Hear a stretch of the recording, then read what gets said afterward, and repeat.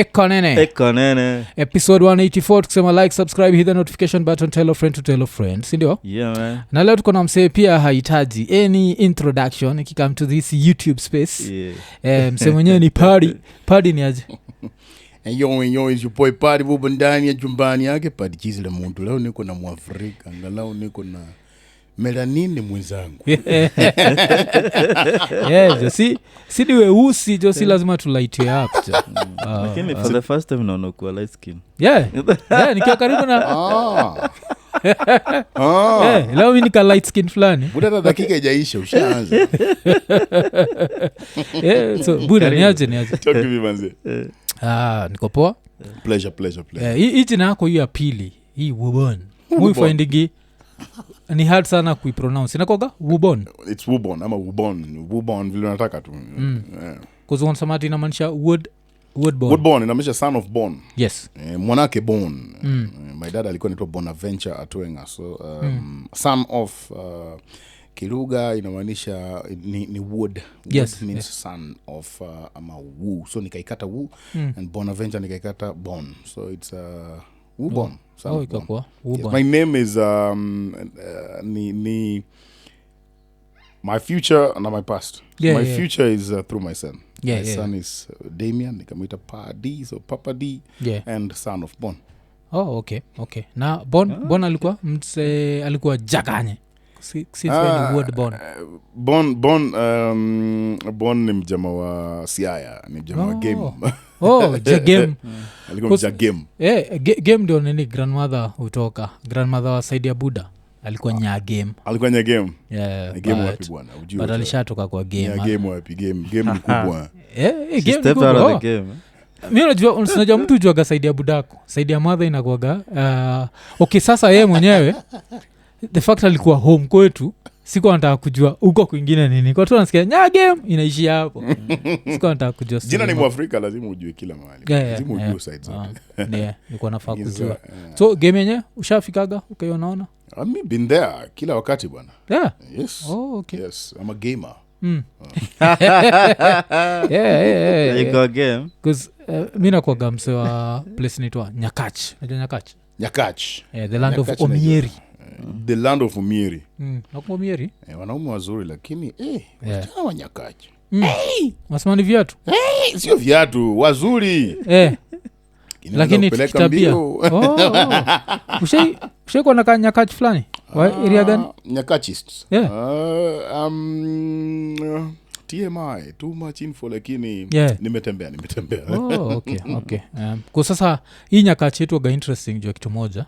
Si ndio watu wa Omieri na pia sasa mimi mwenyewe natoka land ya Hezekiah Ochuka. Yeah, so unamjua? Yeah, that guy. Yeah, ni usawa ucha kwetu. So you have the blood there. Yeah, sisi waga zile za hii serikali inaleta kichongo. Opposition. Yeah, sisi tunakuaga tu opposition iko kwa blood yetu tu kabisa. Yeah. So kitu interesting ni ndio niweze kuget hapa, nilikuget through RAPCHA. Because I think kuna time tuko na bonga tu na RAPCHA tu stories zingine tu random tu hapo kana unajua by the way bila niliachaga kuwaka niko naendaga kwa gym ya niko like okay si uko na namba yake si uchukue mbana. So hiyo ilikuwaje, mlipatanaje na RAPCHA? Because nimejua RAPCHA for so long, basi kwa nafikiria ati paths zenyu zisha cross, unajua. Because you are like to me like two great comedians, so it's interesting kujua like hata mlikuwa kwa space ile si juu ya comedy. RAPCHA the first time nilimuona he came to come to kawaida, hata siku expect because I was nilikuwa kijani and then kaambiwa ni aje kuna mjamaa nataka kuona hapa, just like the regular clients. And I'm there not with my comic whatever, so I came out like the David Omondi, not the Padi. And I meet this guy and I'm like, hey man, unajua kuna time mazili kwa naona mazejo, I was like mlikuwa mnani rock mbaya. Zile masiku so niko zile za man uni RAPCHA mbele yangu na jamaa ame humble come. I'm like okay RAPCHA tuko K South. I expected maybe aende kwa gym nyingine and he came ako zile za ni aje I want to achieve this na nini. I'm like RAPCHA uko the right place. Then he registered and sikuwa na expect kwamba ndio ataingia system tu vizuri. And the next morning he was there na truck na kila kitu. And ilikuwa heavy kwake first day. Then siku ya pili skuma and akakuja akaingia mpaka akaenda up kukuwa nao one of the people wenye alikuwa na motivate people kupiga tizi the zoezi. Okay. Na nini zile siku alikuwa na struggle na alcoholism, kuna time ulikuwa mna cross paths na yeye ama haukuwa imuona kama actually those were the days. Hizo ndio days alikuwa na anangangana na hiyo story ati iskuma sana. So one of the things yenye even though wakati unajua wakati una register kuna ile kuandika zile za mimi nataka kupunguza kitambi, mimi nataka kwa TV na hii. So of course yeye kuandika kwamba nataka kuacha TI, but ukiangalia shughuli yake baadaye akuja akaniambia manzi nilikuwa na struggle na hii. And imagine nimeachieve first like a month or two hivi alikuwa shagonga hiyo kitu. So unajua system yake pia ilikuwa isha change and he was doing good. Yes. Because you see also TI kwangu mimi uangalia definition yangu ya addiction ni tofauti. I don't know, but me addiction to me is not getting enough of what you don't want. You understand? Ukweli yako anaitaka. Hakuwa anataka hiyo TI, hakuwa anataka hiyo lifestyle, lakini baada hakuwa na get enough of it. So you see he used to kuja kwa gym. Sasa nini alikuwa anakuja ngware tana tokezea jioni. So you see at least ilikuwa na occupy mind yake na pia minutes zake, unaelewa. Akitoka anatoka kama amechoka kama kitu kingine, anaenda na cover show 2-3 na malize back kwa familia. So it was a good path ya kumaliza hiyo addiction. But hakuwa ikuja kama waka gym kama waka wacha kuwaka hata TI sikusikia. Yes. Cause time alikuwa addicted to both alcohol na cigarettes na fegi na kazi acha zote nakuja kazi chapa zote. So akikuja hapo akukuaga na hiyo ati cigarette breath, alcohol breath, ilikuwa tu personally hata sikuwa notice. I think you know it's not like hata gymming ndio nakufanya sijui kuacha unaacha. I think ni kitu pia alikuwa sha decide and I think also pia I feel like alikuwa shafika kwa unajua climax ya repercussions ni wewe mwenyewe ndio unajua. I think alikuwa shafika kuona sababu za kuacha ina it was more of a self thing because the instructor will instruct you but the push has to come from you. The equipment ziko pale but the lifting ni wewe. You understand? The sweating ni wewe. Instead za kapo top out 1 2 hata sweat. You understand? Yako. So I think also the thing was so seriously rooted kutoka kwake, ilikuwa ina ooze kutoka kwake. So haikuwa it was more of a self decision. Okay. So he gym, that's like one of your side hustles ama the gym is my life. Gym ni life yangu, but I don't think even like saizi sijakuwa active sana as an instructor.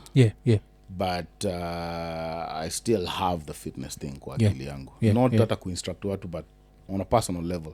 Anything to do with how to eat, how when to exercise and vitu kadhaa. Gymming ni vitu mob.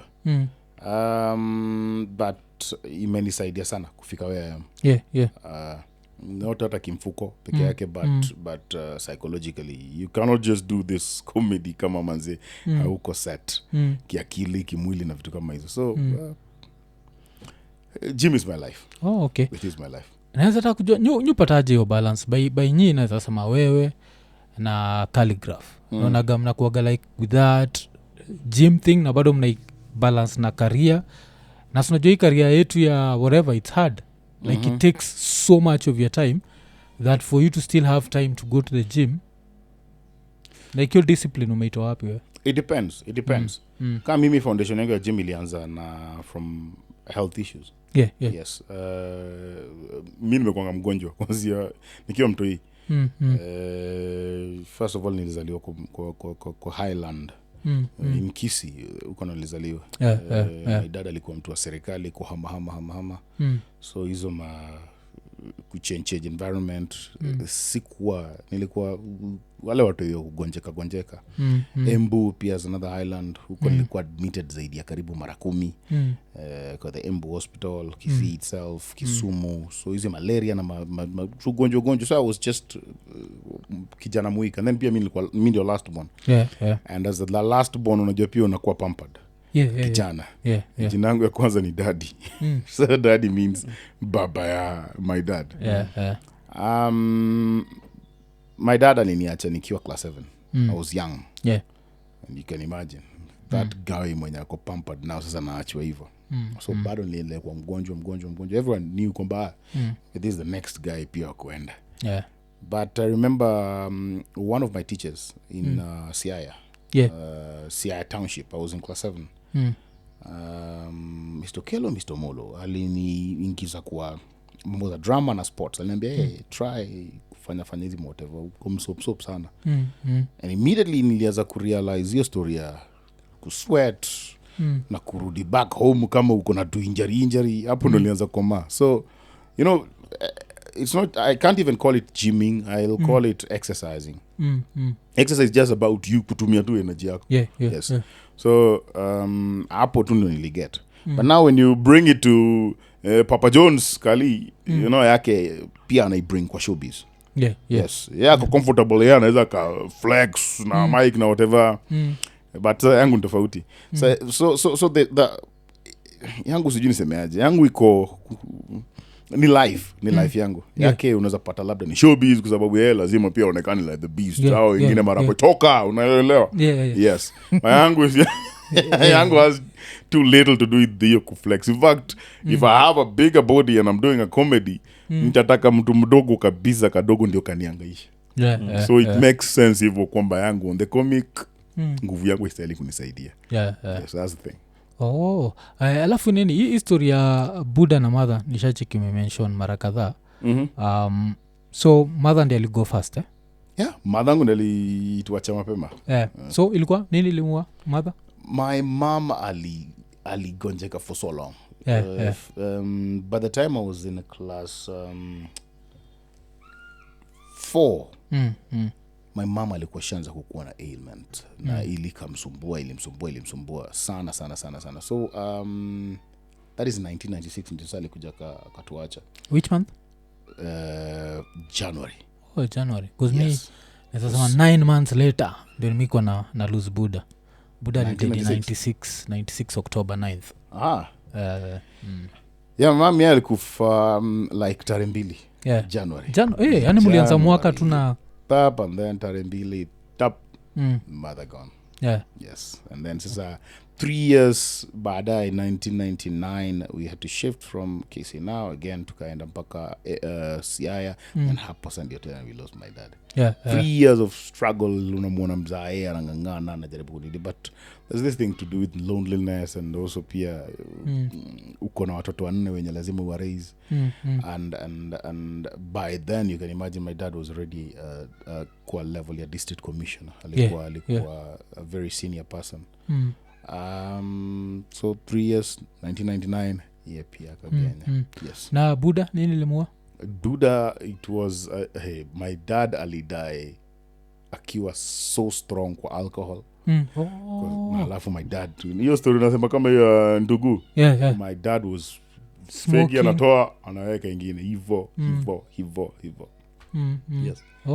So okay. Ilikuja karibu most of the kuznajoga hiyo fanyaga liver in overwork. Because hata Buddha muskiega ange survive ingekuwa si hiyo struggle na alcoholism. Because Buddha ilikuwa I think wanasema kazi ni cardiac meningitis. Something meningitis. Because by then I was in class 7 when I was losing my dad. So of course your position huwezi jua exactly what, but I saw this guy going through those patches back hizi za kuweka kwa whatever. I was imagine at class 7 I was part of mpaka you know mzae kama ni chain smoker. You know asubuhi ikifika unaenda kuchukua ile ashtray. Sasa hiyo hata uoni kitu yote kabisa. But now sikuzi ndio nakaa chini naangalia like akona jiwa smoke all that. Like ile yote chenye niliweka kwa takataka jana leo tena yenye nimeweka na hizo ni za usiku peke yake. Hizo za usiku, you can imagine. So unaangalia, unaelewa, ikifika weekendi labda mnataka kutoa takataka, you can imagine zile bottles as mine you see them, unaelewa. Saindi unaza kuziona. Understand? Some of these things, however much ilimuumiza, these are lessons to us, you understand? That's what we are. Afu nafikiria like back in the days before we had all this information, asjuka buda yako alikuwa na do the same, but sisi buda alikuwa na smoke gitu kwa hao. Afu kwa napata atufungui dirisha kuza tujue the dangers of second hand smoke. So we ni mtoi na ushazoea fegi kwa kishwa tu kwa hao inaniniwa. Kuzata ushonaga movie za kitambo. Watu walikuwa nawasha tu fegi kwa ndege. Like kama 1970. But eventually watu wanakamana notice, hii kitu inauaga. So buda alikuwa na duni. Yeye alikuwa anatoka nje ama pia alikuwa gayo second hand smoke mnaivuta. Yes. Remember that my dad alikuwa, because he used to saa zingine imagine alikuwa mtu wa gava. Yeah. So yeye alikuwa anakaanga back left. Yeye alikuwa anapenda kukaa dereva ndio hiyo, alafu yeye yuko hapa. Please and drive hiyo. And guess nani yako nyuma? Me. His favorite son. So tuko hapo, maybe anaenda seminars, anaenda show, anaenda wapi, ama anaenda maharambe. Mbeba hii jamaa yake huko. So akismoke ni huko nyuma tu. Inakuja tu nyuma. Yes, of course alikuwa anajua. Lakini now kwa keja nakumbuka structure mzaya alikuwa anapendanga kaa hapa. Mlango ndio hii ya keja. Then the shears ziko hapo, so maybe upepo inakuja. TV yake iko pale. So sio ni kama moshi ilikuwa inaenda nje. Of course upepo inaingiza tu ndani huko. But I want to believe, but I come to think of it, I think nilivuta fegi mingi sana. Your second hand smoke. I mean nilivuta. I come to think of it, I think nilivuta mingi. Alafu unajua by that time tuko nafikiria ni kitu ya kawaida. Unajua like it's, you know what, Maf? The first thing that made me hate hii kitu inaitwa fegi is when I smoked it. Only smoke.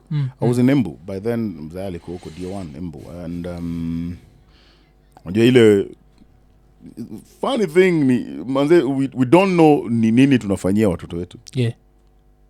I have a thing na my son, and nimeandika kwamba son, at some point in life you won't do what nakuask kufanya, but you will do what I used to do. Yeah. So my dad alikuwa na smoke, of course hakuwa anajua. But wakati nilikuwa nakaa, unajua unaangalia uko zile za ni nini tamu kwa hiki kitu. Ni nini kwa hapa. So you used to go zile, I don't know kama nyinyi mlifanya hizi tabia mbaya za kuchukua nini za paipai. Zenye zimekauka, unaziroll, unachukua gazeti unaweka hapo, and then you just start smoking. Tukua naweka ni hizi za mahindi. Za mahindi? Yeah. Mwafrika, you never did this. Mahindi tuliwekaga ile zile hiyo whiskas za mahindi. Alafu na zirol. Yes, I remember that. Yes. Ulimea vizuri. Nice. Na pia majani chai. Hapo ndio akili nikosekea. Sisi majani chai. Sisi majani chai. Hizo nini? Hizo za mahindi ndio tulifanyaga. Wewe swa kabete, so waza bangaja majani chai. No, hii ya kwa chai. Una roll. Wewe ulikuwa na njaga in your future. Ukianza hiyo wewe unaanza now we know where you lost it. So zitu ulikuwa nachukua ile paipai, sometimes ulikuwa nachukua hiyo majani hiyo crush kabisa. Alafu you see hiyo nini ya paipai ile ka stock yenye kanaenda, alafu kana you know majani za paipai ziko hivi. So kulikuwa na kale karefu kenye sometimes tulikuwa na make now trumpet hiyo. So hiyo sasa ikikauka kana kwa kagumu, alafu kako hollow. Na tunakuja tuna stash hizo nini huko ndani. Then unawasha. Unaivuta. So the idea was just and then of course sia tunaingiza ndani because si ndio hivyo. So one day I took ashtray ya my dad. Then I went kwa choo ya servants quarter. Kachukua one of the figi. Kawasha. Nilivuta. Next thing nakumbuka nilipata mguu yangu iko ndani ya hiyo choo. Hiyo kalikuwa tu hiyo choo ya kuinama hii. Jipata iko hapo na nimeanguka. kichwa ilikuwa inaniuma kama kitu ingine. Head rush. Ilikuwa inaniuma. So you see, I'm young and I think what I tried to do it kama I'm like hii kitu lazima iko na sukari. You know, ukiwa mtoi the sweetest thing unajua ni kitu iko na kashuge na vitu kama hizo. Then he used to take the SM. Imeandikwa nini? Sweet menthol. Oh. Yes. What do you expect? Yeah. I'm a kid. Sweetness, It's yeah. sweet. So I'm like, so anytime niko na budangu anavuta hii kitu, at some point nilikuwa naangalia, I'm like, hey man, I don't like hizi vitu zenye watu wazima wana. So tayari ilikuwa shaki ya akili yangu. Yeah. Yes. Oh. Okay. And I think that's the reason why I don't smoke mpaka wa leo. Yes. Cause Buddha alikuwa na smoking, ilikuwa ni sportsman. Sportsman. Cause kila mtu alikuwa faithful to their brand. So watu wa SM alikuwa watu wa SM, watu wa sportsman alikuwa. Kuna kitu number 1 kena maarufu na kandanda. Sportsman sawa hasa nam. Yeah. You remember those days? Hasa. Yeah. Hakuwa na super match ikakuja baadaye. Okay. Super match. Afu sha notice kitu moja ilikuwa interesting na zote zilikuwa SM. Sportsman, sweet menthol, super match. So zilikuwa SM. Okay. Hata SM ilikam tu as SM. Yes. Then ukipata watu wa menini kuna roaster sasa. Roaster zilikuwa ya mashodhe. Pure tobacco. Ilikuwa pure tobacco. Alikuwa anavuta hivyo. Ulikuwa na mashushu kama hao. Nishaibonga juu yao. Sikika nikibonga na Zack juu niko namwambia juu hata auntie yangu fulani. Like sister mother mbigi. Yeye alikuwa wale ma spinsters. So yeye hakuwa imarika. Alikuwa na hii smoke hivyo. Alikuwa anaweka ndani ya lips, ndio? Ndani ya lip moto iko ndani. Wanaitoa kidogo hii, afu anairudisha. Au? So akikuwa hapo unashindwa kwa nini anaifanya hivyo? Why not just smoke it whatever. Afu niko nafikiria wengi wao walikuwa na dead na cancer, but kwa zile ni pure tobacco. Most of them lakini tunajua. Unajua pia kukuwa na mechanism nzuri ya kujua cancer. Anything to do with scanning your time. Hazikuwa vile. Senge kwa either ni amerogwa ama ni uchawi. Sana amerogwa. Kwa zilikuwa hizo sasa jukua mevuta hiyo pure tobacco. It's different. Jua kina sportsman bado ni dangerous. Hiyo pure sijui roaster. Na hiyo roaster silikuwa rooster. Hiyo rooster. Kajogo. Karosta. Kajogo kamekaa hapo kamekasirika. Kwa nani kwa ni smoke side yenyu? Vile unasema ati not shosho mwenyewe but I used to see mashosho tu hizo I'm extended. Ilikuwa sister mother mbigi. Alikuwa na smoke. Me the smokers wenye nimekuwa kwa my family is just my dad ni mwana akismoke and then guka naye alikuwa anaiweka kwa ile kiko. Yes, kwa ilikuwa kiko. Kwa nakaa nao pale nje alafu anaivuta. Hiyo pia ni pure tobacco. Sikuwa napenda hiyo harufu so hata kivuta nilikuwa nakaanga kando. Basically anything to do with smoke. Na nini? So Buddha vile alikuwa na smoke na drink. Wait alikuwaje? Budangu all along nimemjua akiwa tu mjama tu mdogo. So by the time alikuwa na die alikuja kuwata mdogo zaidi. And you can imagine pia hiyo na stress na vitu kama hizo. And you see now he was the father and the mother. And you see pia the entire district pia depend on him. I literally saw mtu mwenye alikuwa crushed. You see generation ya saizi we have sources of motivation and encouragement. Unaweza tu uko low ama huna idea what to do. Unaingia tu na bundles zako za shilingi 10 umeingia YouTube. Umesort kitu. Man, this jamaza hakuwa na hizo. Ni dunia wiki hii. Yes. Ilikuwa tu dunia wiki hii. Na yaliyotokea. Buda ni mzee. Ziwe ni kujifanyisha tu nikamtoa. Beautiful thing mina kumbo dunia wiki hii. You see the monkey. William Mwangi. What? Who was that? The guy who used to read? Kulungum same like the specific. There was the main guy and then watu wengine. Mimi nilikuwa najua ni time yangu ya kutoka nje nicheze. Si kulikuwa na hizo. But I think sisi tulikuwa more interested na that because watching TV was so rare. That's why unachikiona kumbuka hiyo theme song. Unacheki. So hata ukising niko like hey remember that.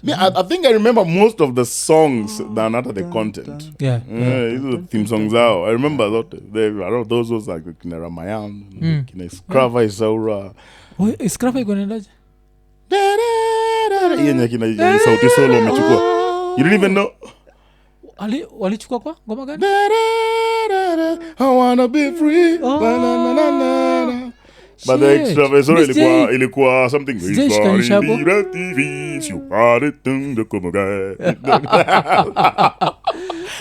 Ramayan hata sana nikutesa.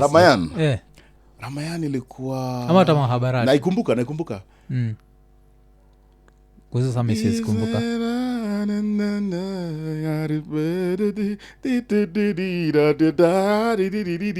Ilikuwa na windy kama Mahabharat watch. Mahabharat something of sort. Shit. Damn. Those were the days when TV ilikuwa mbulu. Because Mahabharat ilifanyaga jo, I was considering my gods bana. Mimi kwa nataka those Indian gods. Ilikuwa watch hiyo kitu. Yes. Na kuna kwa Krishna alikuwa anafanyaga hivi. Kitu kanatoka. Ilikuwa nika blade. Nika blade kameenda hivi. Ingia YouTube, andika Mahabharat ama Ramayan saizi watch. Buda tulidanganywa. Sinajua hizo siku that time those things were real. Kwa zile za saizi una watch kwa zile za. But nakunga hizo siku pia kitu kinafanya zinakuwa real. TV zilikuwa ndogo. Unacheki? Detail kwa kidogo. Information that effect. Sulukot and everything is real. Saizi ni high definition, unaona hii ni ujinga. Hii unaona hii blade haiko. Ingia uangalie hiyo kitu. The Hanuman and the CG. Ilikuwa Ravan ndiye alikuwa ule mbaya. Baba yao. Killer. Ndiye alikuwa sheito. Hanuman alikuwa that god ule wa monkey na kumkia na kirungu kingine kinatosha na sijui kaa nini. Tuko tunapenda hiyo kitu. Man, that thing was like Sunday jioni. So Monday chuo, that's the uli watch. Stima iko imepotea. Stima iko imepotea ni hivyo, hiyo imeenda. Hautaiona. Story utadanganywa. Hakuna repeat. If it's gone, it's gone. Those were the days. Squeeze hata because nakungata ili come up to what? There's a period where before internet na before Twitter wasalikuwa na rush kwenda home kuwatch news. Unaanga hiyo time? Yes. Like kwa traffic unaangalia squeezy news una watch. Yani you hear the news as it happens. Like in fact unaweza utaget your info before saa moja usiku. By saa moja usiku kwa hizo ni compilation. Twitter watu wanapeleka mapema kitu imefanyika, mjamaa sha tweet. Saizi I think the only time news waga different ni waki-invite mse kwa studio. Ajay yo? Yes. That's the only time. Otherwise kitu yote alisema before, department yake maybe imetweet ama kuna mse alikuwa hapo amekaga clip imetajwa kwa Twitter. So Twitter is the main source of news. Ila design. Watu wanairusha mapema hata before ingilie newsroom. Twitter wagena nini. Na sasa nini ukiwa mtoi ulikuwa unawatch sasa vitu za Kihindi pia ama ile ilikuwa tu hizo Ramayana na Mahabharat peke? Because mimi nilikuwa pia fan wakina Mithun Chakraborty. Unajua hata asi? Yes, like sasa unajua nilikuwa naziona mostly content ilikuwa KBC. And then ndio sasa kukakuja kuwa na masos, wakakuja kuwa na kale ka fishbone aerial unakajua ka KTN. Ilikuwa inakaa hivi. Unajua KBC ilikuwa tu kitu kibigi. Inatosha na nikaa ile nini ya kitanda ile. Unajua ile mbao ya kitanda ile. Yote imekuwa huko juu lakini chume hivyo.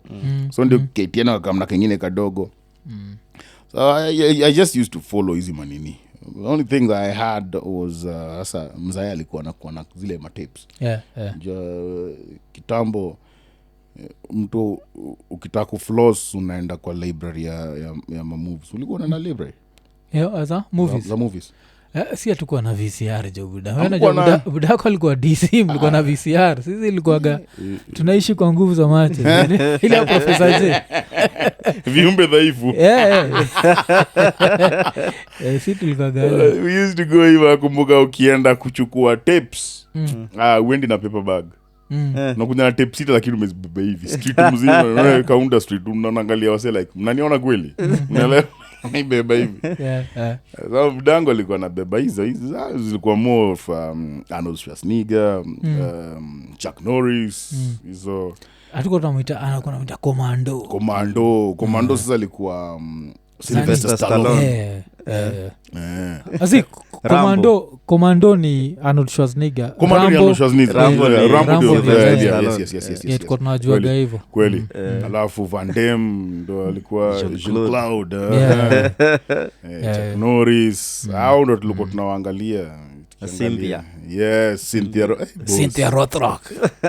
The only lady kwa action. Yes. Sasa kwanza kwa kijaka Rodho mtu ni kumchapa. Rodho. Rodho ni watu watandikani. Ni nyaka kila Bruce Lee. Hizo ndio collections ya mimi nimekoma nazo. Hizo ndio vitu nimewatch and my dad pia alikuwa msewa documentaries and such movies kama kina hiyo mjamaa huyo alikuwa anaitwaje Gods Must Be Crazy hizo. I remember documentaries kama Animals Are Beautiful People, sijui kama mmewatch vitu kama hizo kitambo. Hizo sijui unaona manini zinakula marula fruits alafu zinalewa. Hizo ni za bafo sana. I remember hizo. So kwa collection and also musically my dad alikuwa alikuwa anasikia. Yes, alikuwa anasikia Lingala, but he used to listen to mpaka siku hizi naanza kunotice nimezeeka those things zenye hazikuwa zinanimekia sense when he used to kusikiza marumba siku hizi ukiingia kwa ndaye I drive na rumba nasikiza roots. I don't do reggae hizo leo. I think the only people naweza kuwaalawa ingia kwa masikio yangu maybe ni watu kama kina Richie Spice kiasi, lakini wasanii wa kisaizi inanishinda. Roots zile za kitambo, the Bob Marley, the Gregory Isaacs, culture. Then there was the country music from Dolly Parton to Don Williams to Jim Reeves. Buda alikuwa anasikiza hiyo. Alikuwa mzee yote. Kina Kanda Bongo man wakikuja Kenya hapa kukiwa na hizo ma stories za kina Kasavuli hao sasa ndio walikuwa huko ndani Nairobi. Collections zake kina Judy Bocha. Hizo ndio ngoma mimi nimegrow nikisikia. Sasa hizi nasikia kazi na nimekia sense. Cause ilikuwa nini? Mkumbukaga hiyo time cause pia Buda nzasema ilikuwa the same. Alikuwa mostly zo Malingala which with time una notice alikuwa tu youth anasikiza vitu za ki-youth. Unajua hivyo? Kusikia junior unachukua msa anasikiza vitu za wazee. Unashindwa wazee wa twistigi west vile Lingala au twist west. Ilikuwa any youth ana watch vitu za my youth. But since when ni mtoi unachukua ana watch vitu za wazee. It could make sense. Yondo sister. Yondo sister. Mzee wangu akieka Yondo alikuwa anatuambia kaini kando. Hizo zilikuwa vitu za ma-adults. Nimekaa naangalia The Bold and the Beautiful na shit. Sasa nataka kuona zile vitu zenye walikuwa nakata tuone. Buda whatever tunaona kwa TV saa hizi ziko deep kushinda hizo Bold and the Beautiful za hiyo. The Bold and the Beautiful ni pumbavu jo. Hakuna quiz. Vitu naangalia sijui genge tonao majunior wanaleweka kwa mbulu za hii. The Bold and the Beautiful za ina ilikuwa ni gospel. Ile ni gospel. Hata itakuwa sana. Ikam tu vitu za states. Because vitu za states muogopata kwanza. Ati nianze show mpya mjuni akiwa around ni hard. Kuzina kwa hivi alafu unashtukia tu dema mpita kiwa ndeve. Uko like nini jo. Alafu yote try kutafuta remote. Kuna juzi nimeka talking about hizo vitu za states. Kuna ki-animation kimekam. I don't really connectwaje. Kila movie ukienda kuwatch ama hata online unapata tunakuletea tu coming soon na iko kali. Then my son the trailers nakuja kila time my son ako zile za dad make sure hii kitu ikitokezea. So the first time mimi imetokezea sijui kiaje mjamaa wangu ameniambia leta flash nikuwekea. I'm like I wouldn't mind atakanda iona nini iko quality poa. Yes shaika mpaka kijana hapa now you're watching the movie. Ilifika places zingine I'm like now son this is exactly what I don't want you to see. na ni cartoon manze jo. Intro manze shafika jo naweza kuona we son haelewi. Yeah, You understand? This has come too soon. yeah. Hey man, jo traffic hapo. Traffic hapo. Traffic hapo. Kisikia sana nakwambia sasa dad huyu ni beshte yangu. Na anaitwa Diana uko zile za oh this is my son. Zaira tunakataa mazi PlayStation hapo kwa sitting room. Kani friends wanakaa hapa pia mimi niko hapa I'm watching. But I think even with the time kuzoto yetu wana grow up in such a tricky time that if your son comes and tells you this is my friend, this is Diana, we are going to the room to watch the movie, utakuwa more comfortable than this is my friend, this is John and we are going to the room. Hey, uko like hey. Si ndio nakwambia mimi PlayStation nimeweka kwa sitting room. Yeah. Kwa saa hizi ziko 5 hapa. Yeah. Homework wapi? Pale niko hapa. I'm watching na kuona John na kutoka hapo na kuona Diana na akikuja kwa zile za saizi imefika point yenye hata naweza nikaongea na mama Diana nimwambie mama Diana niko na Diana you should be happy. You should be happy yako na my son Damian hapa. That's the thing. Cause saizi kuraise mtoi ni hard man. Like wow, kuna so much information. Alafu saizi junior yako saizi ko? My son ako 9 tayari. Iko 9 turning 10 ama 9. 9 10 ataingia 10 next year January. Okay. Kuzangu iko 8 saa hizi. Na kuna hiyo like I'm even scared. Nimefika level like uko scared because I think niliona story. I think it was a Kenyan who posted this. It was even scary because ilikuwa Kenya. Kuna Mkenya alikuwa amepost this past week ya vile her 14-year-old niece alifanyaga alikuwa tricked kwa TikTok akasend nudes ni dem. So kadem kalikuwa tricked kwa TikTok akasend nudes to some adult somewhere. Alafu Kenya? Yeah, hapa tu Kenya. Alafu somehow sijui vile hizo nudes zile leak. Watu wengine wakaona mtu huyu wa 14 years old akacommit suicide. So you see how dangerous I heard that. How dangerous social media is. Teacher or something. Yeah. Ni mtu yeye ende commit suicide. Yeah. Na kulikuwa mpaka na mwalimu pia aliingizwa kwa hiyo story kwa sababu ni kama yeye alisaidia hiyo story ya watu wengine kumcheka. Haku contain I think so. There was something with your story. So unacheki sasa it makes it kusisi tukigrow up hakukuwa na social media. The only mtu alikuwa anaona nudes zako ni akuwe hapo cause pia hakukuwa na kamera ya kupiga. Acheki cause siku hizi kila mtu ni journalist. Ukiwa tu nude for 2 seconds kuna record. Niko sure kuna raya zilikuwaga nude 90s katikati ya tahau na hakuna record. Ilikuwa niliona mwenda wazimu mwingine. Siku hizi wacha nude so jikune na hii jina yako jikune tu hivi dao hapa hivi watu kwa hii ina trend. Una trend na ujui. What? So crazy watu hii ni immediately after scanning niko na ka second daughter. You called anaitwa Nini ndio amegonga mwaka 3 weeks ago. Okay. 3 ama 2.5 3 weeks I think. So immediately kumscan nikajua ni daughter. I was so happy. Very happy lakini nilikuwa scared. Nika scared hata bado hajakuwa nini. Ni kitu iko kwa tumbo 6 months after kukua conceived. Tayari uko zile za now I have a daughter. Na you know that daughter ndio wa baba. Daughter huyo sasa huo ndio wa baba. And hey manze uko ya saizi ni noma. Because I remember wakati my son alikuwa anaenda kukua delivered. Nilichujwa. Niliambiwa si unajua nilimreceive hapa Neema. Au Manasseh waliniambia cheki ipeleka uzungu mbali bwana. Ati niko hapo nataka kukaa nione namna ambao mtoto wangu anafika duniani. Ulifukuzwa? Waliniambia Rosafi. Mimi sikufukuzwa tu, mimi nilikuwa kwa room.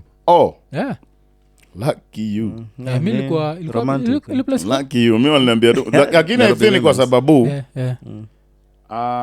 there's this thing to do with hata unaweza nyongwa. Sijui ulinyongwa. kiaji literally mi alikuwa amenishika mkono karibu nivunje mkono. Bas. That's number 1. Alafu number 2 kukutukana it's a process you don't want to see. that's the thing.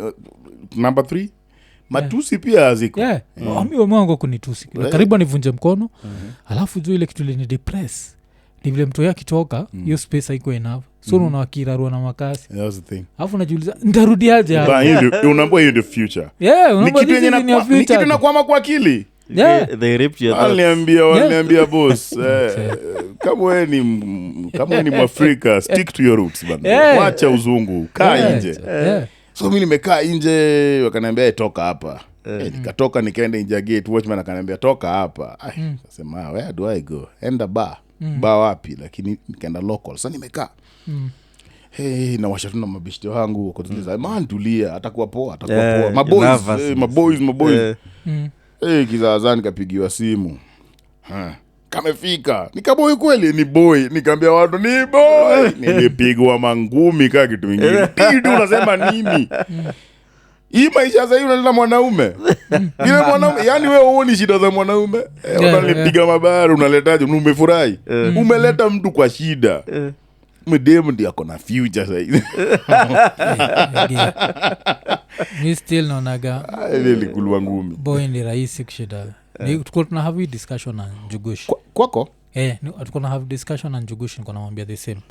Sasa Njugush alikuwa anasemea anaangalia vitu ka land. Unajua boy ana expect. Kuna zile boy anakuangalia zile za unaniachia.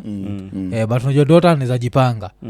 But still I think suogopa daughters because of the teenagehood till kuna this very tricky I'd say 8 years of her life. Akishafika na kwa hati yako una feel like anything in happening inakuguza direct. This is the thing. The difference between a daughter and a son ni hii. For example saizi mwachane na mama na ako na hiyo son ama mwachane na mama na ako na hiyo daughter. Kuna vitu mbili tofauti. Mama lazima anaweza karibu akili ya mtoto kabisa. Yes, of course most of the time mwenye ako na mtoto India anajisafishanga. Hii relationship iliharibika kwa sababu ya hivi na hivi na hivi. Kama ni wewe uko na yeye weekend yenye uko nao kuzileza mama yako ni mbaya anafanya hivi na hivi naelewa. Sasa akiwa na mama most of the time mama lazima atajaribu juu chini anaonyesha kwamba she's the one mwenye ako sawa. So normally mama kupolita akili ya mwanamume ya mtoto wako the son ni rahisi sana. Ni rahisi sana. And the son will believe because you see most of the time hawana competition. At any point ya maisha ya mwana ya the son hata feel like my mom is competing na mimi. Lakini kuna time ya life hata feel like dad ana compete na mimi. Nani mwana? Hata kwa land. Ama itafika tu mahali fulani ashafika point fulani akwambia dad nisaidie na tai. Ama junior nilikwambia ni about my viatu zangu si dad nilikuwa naenda tu hapa isham fit ana feel like cheki issue rack ni yako ni yangu pia mimi. And at some point in life pia utapata mdem pia competition yake na mam. Unaona tu mgeni amefika hivi mama amejivaa lakini unaona tu mgeni anaangalia dota hivi kwa zile za you understand dota anaanza ku notice zile za kumbe unaelewa. Yes, so lazima mama na dota at some point hawatasikizana. Once dota shajua draw ya mami na kuangana lipstick iko hivi na hivi ama na pia son pia at some point lazima so utapata the sons wanna go the mother side, the daughters wanna go the father side. But one thing you need to know, either way ukisikia at 21 20 ama 24 hapa dota yako anakutafuta ama usikie son wako anakutafuta dota akikutafuta dota atakutafuta na atakuja mpaka hata kama uko aje atakuvisha. Daughters hata kama the father aliyomwacha they always come and they try kukukrown like hey dad asante ndio ulifanya hii na hii na hii lakini thank you. Hata ukimwapologizea atatake. Ukisikia sana wako anakutafuta ako na miaka ngapi sijui 21 pack your things anza mbio. That guy is coming to kill you. Ule jamaa anakuja Keanu Schwarzenegger hivyo tunasema. That guy anataka land ama kozileza. Yani mamangu amekuakilia, you know, unajua as a dad huwezi toa machozi hivi. Lakini mom kitu kidogo atarusha zile dad yangu angekuwa hapa ungekuwa unalia kidogo hivi kidogo hivi. So you see. Yes, I always tell people, make sure you take care of your son akiwa away from you. Make sure. Kiwa mbali na wewe, make sure. Oh, sijui nini. I know I looked at it from that perspective. Because muangaliaga tu the tricky years of a daughter, which is from teenagehood. So nasema from 13 to 21 hapa, you really want to protect your daughter. Because unajua, as soon as amefika 13, even before 13 kuna mafala zinatrai kumkatia. So unacheki. But sasa akifika teenagehood, the fact that yeye mwenyewe body yake ina change, it's easier for her to be fooled more than when she's unaona. So that's where I get really worried. Alafu pia with your daughter, you always think what by the time hata ile time ameleta tu raya fulani that this is my future husband, what do we trust? Kuna nia gani na daughter wangu? Because unajua son akikuletea academic like this is my unajua girlfriend, uko sawa. The only time sana anaweza kushtua ni this is my boyfriend, hey ni African jo tatandiko na heart attack. So kuna hizo elements mona za daughters zinakuwa tricky, but still saizi I think na sons pia itakuwa tricky juu ya the whole LGBTQ thing. Yo pia itakuwa tricky, inaendelea kukua. I hate the way it's being forced. Yeah. I just hate the way inakuwa forced. Personally, I feel like just mtu mwenye ako hayuko kwa hiyo sect anaonekana like yeye ndio mbaya. Exactly. Yes, imefika point yenye ukijiexpress unaonekana ni kama yani you're against them. Wao ndio unawataka. Yes. Nasikia juzi mtu akiuliza kwa nini wao akisema iko sawa, sisi tukisema haiko sawa. Kianza kufika mpaka inaanza kuingia kwa the education system. Chenye nachukia ni we don't have our systems. Education systems zetu unaona tunaiga the British or sijui the Amero. As to some extent unaanza kuona tunaoneshwa the future iko so much kwa watu wenye wanaiga whatever watu wenye wanaonekana wadosi are. So we're even losing our own culture. We're even losing our own way of reasoning. Sisi tunajua vizuri mtu yeye anapatikana kama hii na hii imefanyika. Okay, but now hii unaipeleka kule, hii nyingine unaipeleka kule. Hapa katikati the path of us having watoto, path of us having future society imeharibiwa just because our mentality ilikuwa isha washiwa hivyo. Tulipatiana nini cause squeeze hata vile wanatuita. Unajua wanatuitanga C-smell. EBT C-smell, CIS male. So who is a CIS male? Ili hata niangalia nini saizi tunaonyesha a person whose gender identity aligns with the sex they were assigned at birth. The sex they were assigned. So ukizaliwa, hoja kitambo ilikuwa simple. Umezaliwa una deki wewe ni boy. Umezaliwa wewe ni dem. Siku hizi that's the sex you've been assigned. No, it's not. This is the reality. This is a boy. Who's assigning? Ndio nashanga that's ni kama there are some pills ukifika adolescence there are some pills unaenda unapewa hosi kuangalia which gender utakuwa attracted to. That's assigning, you know, si kitu tuko nayo ni kitu. It's more of a human thing. Ni binadamu. Hapo unaweza sema unajiassign. If you have to take some pills ama supplements it boosts nini yako like madema machali ni pussy, but the way you are wired na nini.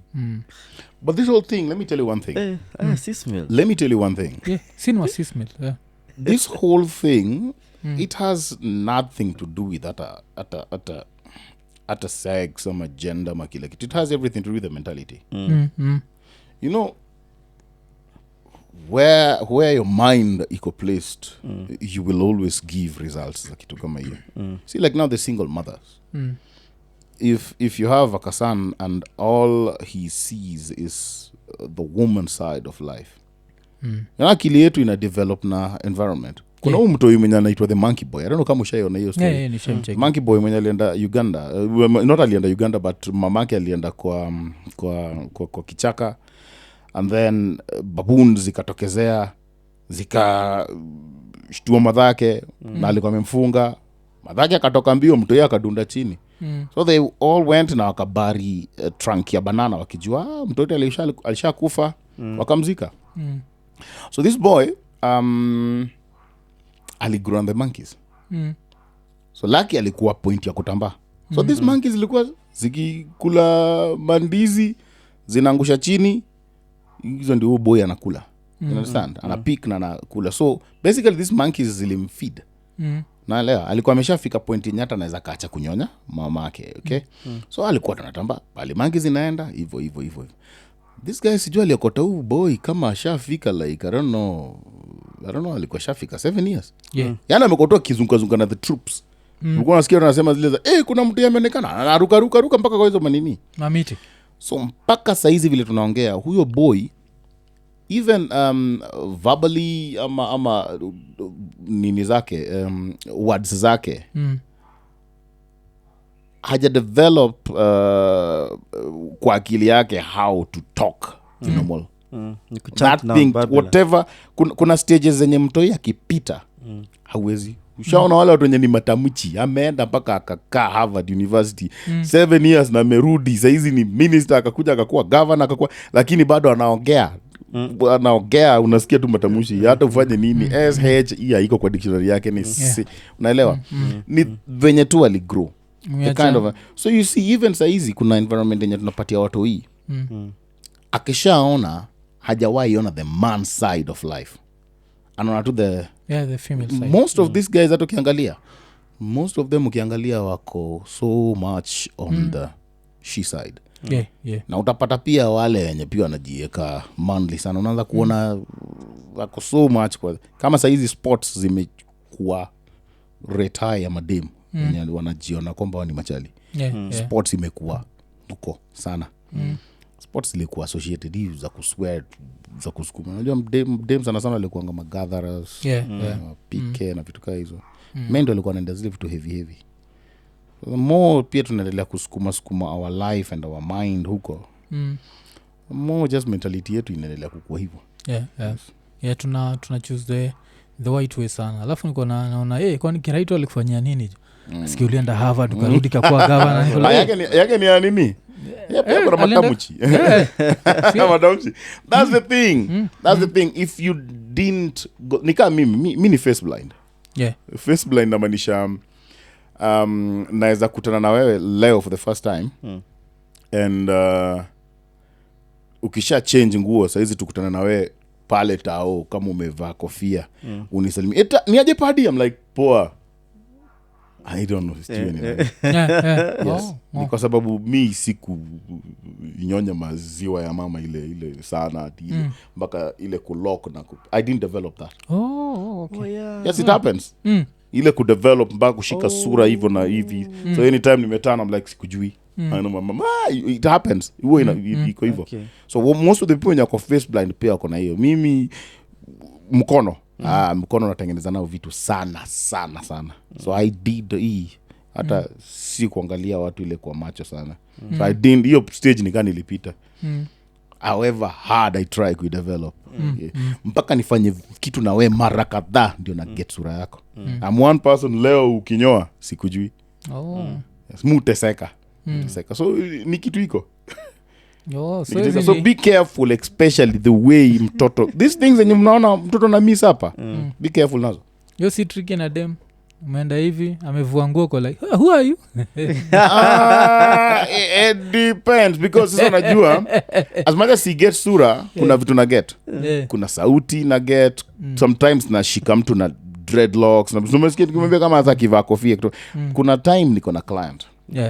This client nimemmeet it was on a Tuesday and then Thursday Tuesday tumesikizana tunaenda kufanya shoot Mombasa. So this guy ameniuliza do you drive? I'm like yes, na drive. Kuna DL? Yes, sawa. So mimi nitaenda na flight. Wewe utakuja na gari.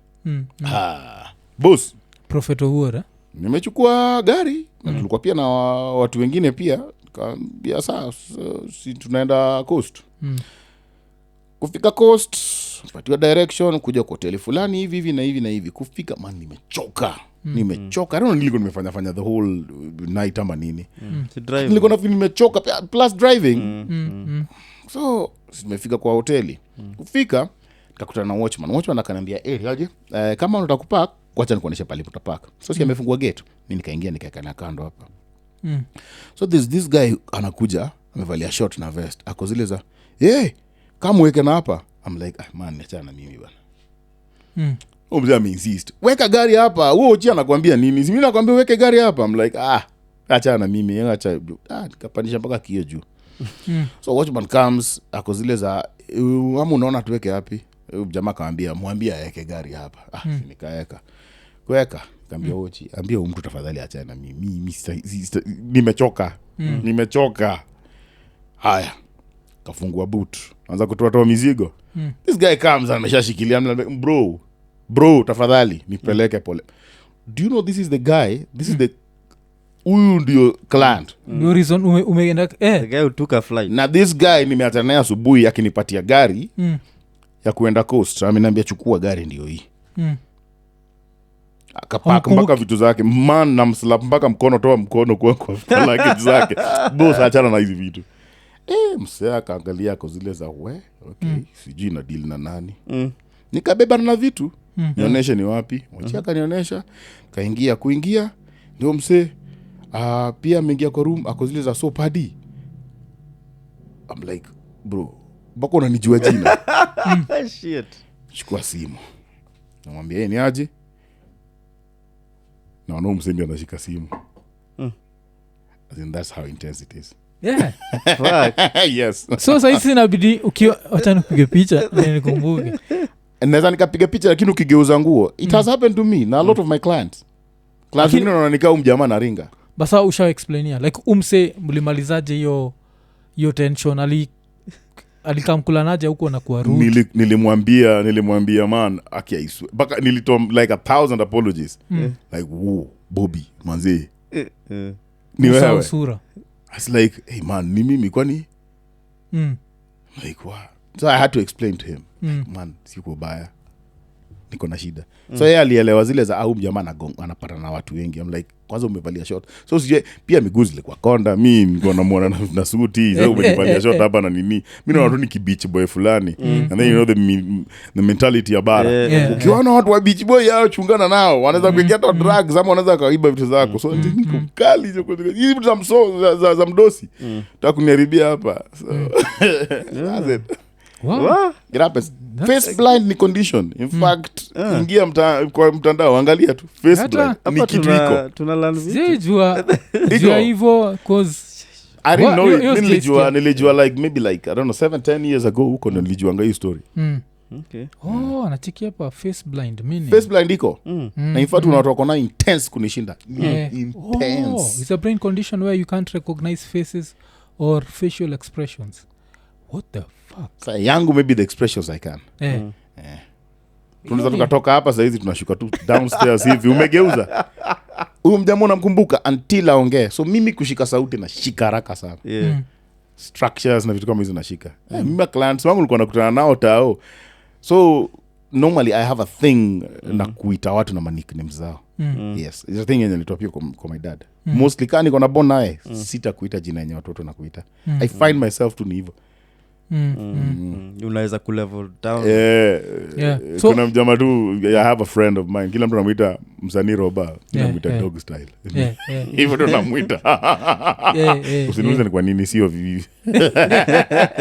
No, I got it. Tunamuita Roba so tunamuita ina Roba dog style mimi na this is not a dog style but is you see so mimi namuita dog style hivyo tu as the guy tunamuita Poka mimi namuita Puoko hivyo. This buddy of mine called Jasper anytime to meet naye niambia yo hivyo because he says yo kila time. Kuna mwingine unaita Laurent Kunda hivyo so hivyo tu. So I have hivyo so normally I have this thing ya kudabwa tu na kupatia na majina anytime tuko na some bond. So hakuna time ushai blanda hii face blindness shai kuletea something worse than hii moja. I think that was the worst. I think ingekuwa ni mtu kusnap haraka hiyo ningeluzio deal. And it was a good deal. Wow. So he understood.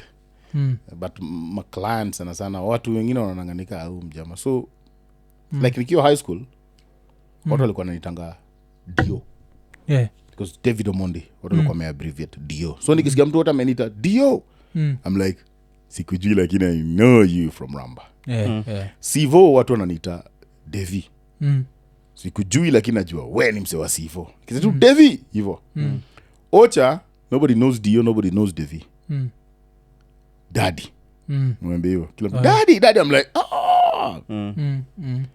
so nikisikia mtu wote ameniita Padi because Padi is my latest name ndio imeenea sana I know you either ni fan so nitakurespect na nitakutreat kama fan like hey poa hivi na hivi selfie na hivi so hata mabeshte wangu sana mtu kama Rapcha hai hata ukimwambia Padi hajui Padi ni nani Rapcha anajua Devi Rapcha anajua Devi hivyo hao sasa ni wale watu wa hudu huko ndani watu wenye wamekuwa na mimi pale ma clients kila mtu anataka Devi that's the thing hata watu wangu wa gym Devi hata wajui Padi na kuna useshamwa kwa gym ile ajalipa anakuja like buda nilikuwa naye jana haikumbuki hakuna msesha records alafu pia mimi kwa gym sikuwa na mimi nashikilia madovi tu kama hizo yangu ilikuwa tu strictly ku-instruct up to date mimi yangu ni ku-instruct yeah but ni interesting sana yes jisikiaga a lot of people wako na lakini hawajui okay so mimi niko na a lot of faces in my mind naweza try kuforget lakini sisahau vitu useless yani nashangaa maybe hata nimuone 15 years later takuchapia ni wapi time gani chenye alikuwa anabonga about then you must be a very sensitive person you must because sababu hizi vitu kama hizo ziko associated na emotions zako kuna kangoma tu ukisikia kana kupeleka zile za guy huyu dem you understand hata ikichezwa wapi hata siku yenye uko about kukufa ikichezwa utakumbuka to that same place kuna ngoma tu nikisikia it takes me straight to my mom naelewa kuna ka sound tu kikisikia because you see brains zetu ni shelves tu sasa nikikupatia award kama red I'm sure you're not seeing blue unaenda tu kwa akili yako red nikisema Safaricom why you not seeing red understand because Safaricom ishaingia kwa segment fulani tu ya brain yako anytime we say Safaricom ingia kwa shelf this is Safaricom understand yes so kama uko sensitive inamaanisha man you store ish so I think everyone wagana their own weird brain thing because me my weird brain thing waga kusahau experiences so hata asoshtuka kuna story aso nipatiaga vile tulimit wanaume TMK I don't remember kabisa so mseka zaka atakuwa like unaonga vile tulienda tukachukua hapa tukapeleka hapa sikumbuki wona bonga tukiwa na Sauti Soul ati KICC sikumbukagi so nashinda kwa like musa how experiences like now when you meet totally when you meet people do you also have hata sisi kwa nini kuuliza niko sure this is the answer I'm sure when you meet people or you don't go like you don't go that's the reason that's the reason kumbukagi so emotions zako ziko charged sana you know that thing do you remember the first time hebu imagine kama the first time ulipigwa shock so unaikumbuka yes that thing ilikushika vizuri mpaka wa leo niko sure naikumbuka the same place kabisa now you remember the experience that's the thing if it touches your emotions vizuri the day mwenye alikubreak heart vizuri you understand that's it so if you're emotionally charged vizuri it will be stored in here wa ya kwanza siku ya kwanza ulisikia mother ametukana mzae na uko na reaction hiyo imekuwa mahaba vizuri that's the thing I have a kadota mwenye sasa yako mwaka kuna vitu najaribu kuangalia nikaspank hivi wacha bado siguzi emotions zake naguza tu kabati kake tu hivi lakini siku nitakuwa wacha next time hata nikifanya hivi wacha nimguze hivi nimechapa the emotions not the bat unaelewa so that's the thing so we remember na vitu kama hizo we always remember na vitu kama hizo cause hiyo ni pia ufanyaga hivyo sa the fact musa we experiences mumi tuwase na naogopa I hope msee atachukua na ringa kule mwafu tulikuwa event pamoja tulikuwa niko blank like ile basa ilo ni udhi ni vile like such great experiences mseki niambia tulikuwa na kina wanaume TMK na sikumbuki you are not charged like hauko charged you were not charged yo Johnny whatever kama ni nini haikupunguza yako imejaa sino na shindo hapana labda ni ile auoni big deal kwa hiki I think siko naona nini hapo within your time labda huko unaona big deal vitu kaya kuna time niko na VDJ Jones amenita kwa club fulani najita Snowbell is like hey ni aje naenda kufanya ka mixing na whatever si utokeze then I went ni aje I'm not going to pay you lakini transi nyama nini everything to take care of kama na watu kama wengine wawili watatu I'm like okay not bad on a Wednesday night sawa acha niende muni mimi si nimeenda nimekaa kuna beshte yangu kaka 30 minutes hivi kaingia kwa stage fika dakika kama 10-12 hivi nikatoka kuteremka chini si watu wamebabika padi so I had this guys walikuwa vijana kama 6-7 hivi amenikuja padi manze jo selfie take my selfie na kila kitu manze unibamba sana wewe ni mjinga nini you understand yeah and one of them akatuambia manze kuna ngoma natoa kuna ngoma tunatoa na tunataka manze tu ndio tunataka kuilaunch so si unaweza ngoja manze usikie vile iko it's like okay nitangoja inajitaje inajita Lamba Lolo I'm like whoa okay Lamba Lolo okay all the best I'm a comedian lakini Lamba Lolo hii kitu ni kubwa hii kitu I'm like wow natamani spirit ka yenu una imani so these guys kachapa ngoma the entire chorus was just Lamba Lolo Lamba Lolo Lamba Lolo Lamba Lolo Lamba Lolo I was like okay well okay all the best one of them akakuja kaniambia man naomba tu request moja akiusi feel vibaya ninanulia all soaps kale ka grenade kadogo sijui hiyo nini nikamwambia ni how much niambia sijui ni 140 sijui ni 1 water I was like sawa sema upatiwe so yeye alijua mimi nimenunua lakini nikarusha kwa bill ya VDJ Jones because bill ilikuwa imesotiwa man akanishukuru then I left the club niko zile za hiyo ngoma kuna mali naenda kuna mali naenda so years kitu kama miaka 2 hivi imepita. Siku moja sasa I had my sister alikuwa anafanya upasuaji in Kisumu and I went ile kumsaidia because it was like a percentage ya kukosa go through ilikuwa like 70 30% kuna uwezekano anaweza ka go but because it's kwa spine so I had to go there and kwa naye and went and success I was like whoa this calls for a celebration I'm like niko solo lakini taenda wapi so hiyo siku Kenya ilikuwa inacheza rugby na Uganda it was 15 aside in Kisumu so I'm like acha ninge showground sina spin gari ya seas kuingia ni 1500 nafika sponsors ni Tusker fika kwa gate nateremsha hivi niko zile za unajua nimesahau kwamba najulikana nateremka hivi nasikia wajaka maenga nene baka wanaongea na kijaka I'm like nawasikia sasa ni ule mlunje mwenye nakulanga ovyo I'm like wow kio jiwabe kuja kaja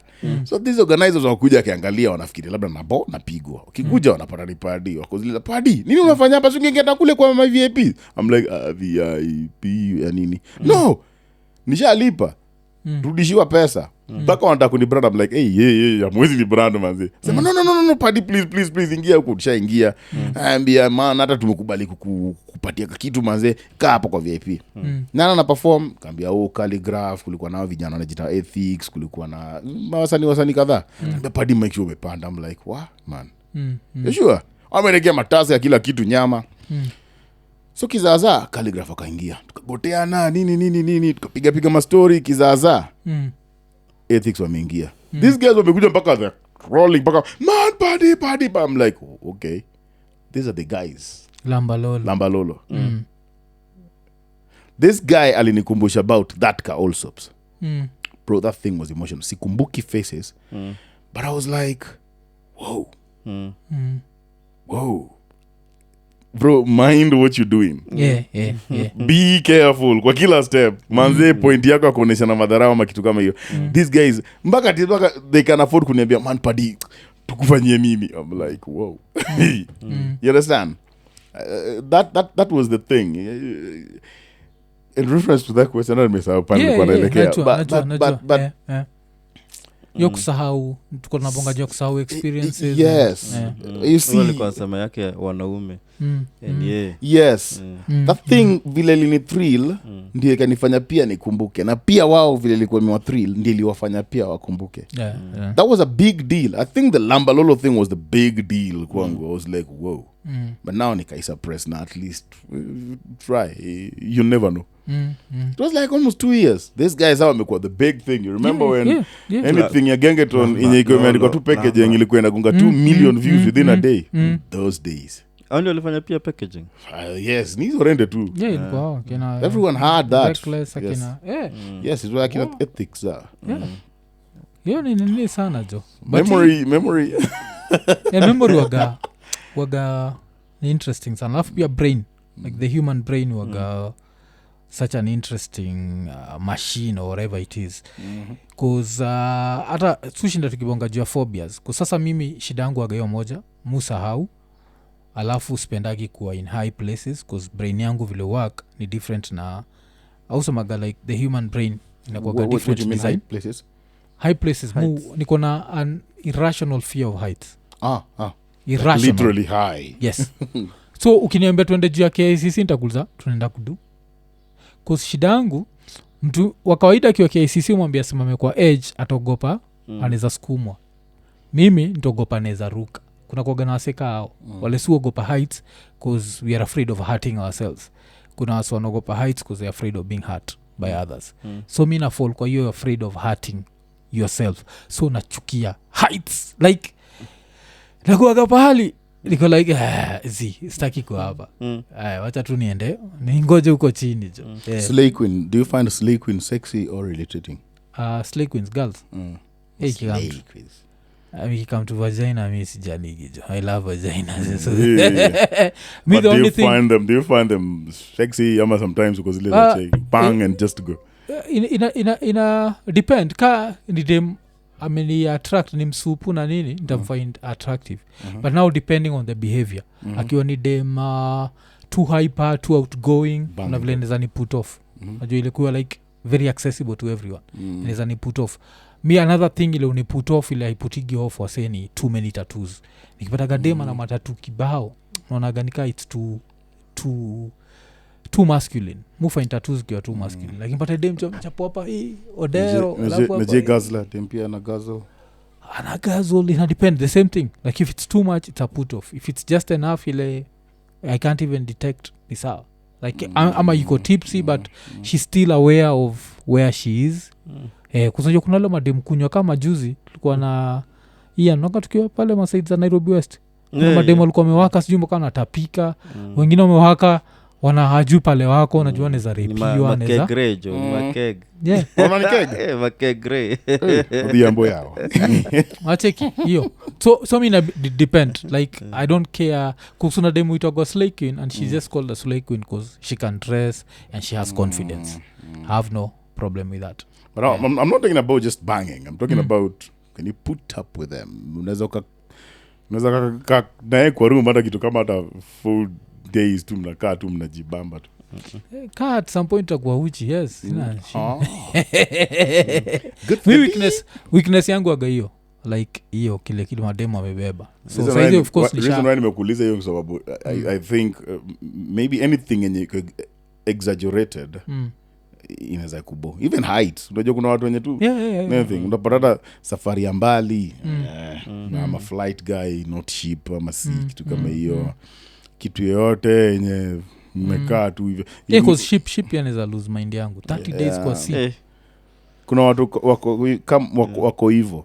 So utapata kitu yote yenye hata ukiona mtu mwenye anajieka zile cheki saa mimi ndio kujua hao watu kama wanakuwa kiasi wanakuwa hivyo. Kwa sababu vile umesema hivyo hata timu yake hiyo iwin sana. Nasikia Timu yake zaozi iwin sana. ati Arsenal nasikia vile Boss, unagusa pali pabaya juu niko hapo. You know, what's funny about mtu wote mwenye anatoa comment kama hiyo? Ako nyuma. Nyuma ya Arsenal, nyuma. huyu ni msa Chelsea huyo. Kuna nini?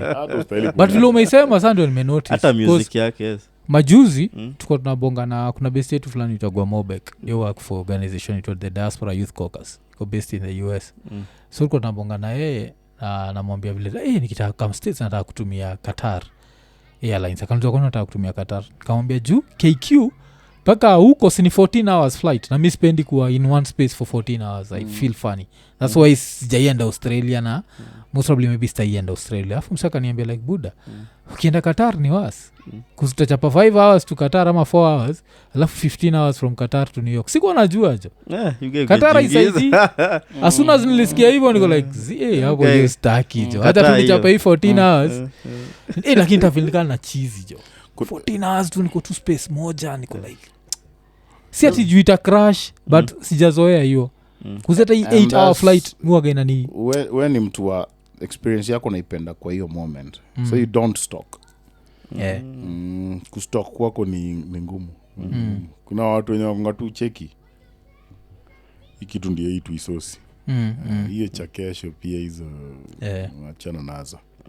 So but sasa nini wasoka nishtua pia kaniambia shida ya kuconnect flight maybe through Europe ati ama fala wanaweza kukazia kuendelea hapo Europe hapo in between. So fadhali uende tu kwa mbele kuzunjo pia unaweza kuwa umechoka zako ule fala ende akuuliza swali ya ujinga ukiwa hapo alafu ushindwe ku so kuna hizo nini but ndio umefanya nikarealize okay sipendi hiyo nini but human brain waga interesting hiki kitu kuzimia hata hebu angalia kitu kama TI you see pombe can make you start inaweza kuamsha emotions zako za kitambo ama experience zako za kitambo based on size but it gives you nothing to do with future. Naona pombe we ni baba mtu you care less cheki nasikia kukojoa nitakojoa si ni sahi imeniambia nikojoe imeniambia udem ni msupu I don't care ni mfanyikazi sijua nini sijua kwa status gani I don't care ni saizi the moment ya kitu kama hiyo. So unajua pombe wewe na huwa haikupeleki mbali because it's just moment ya saizi.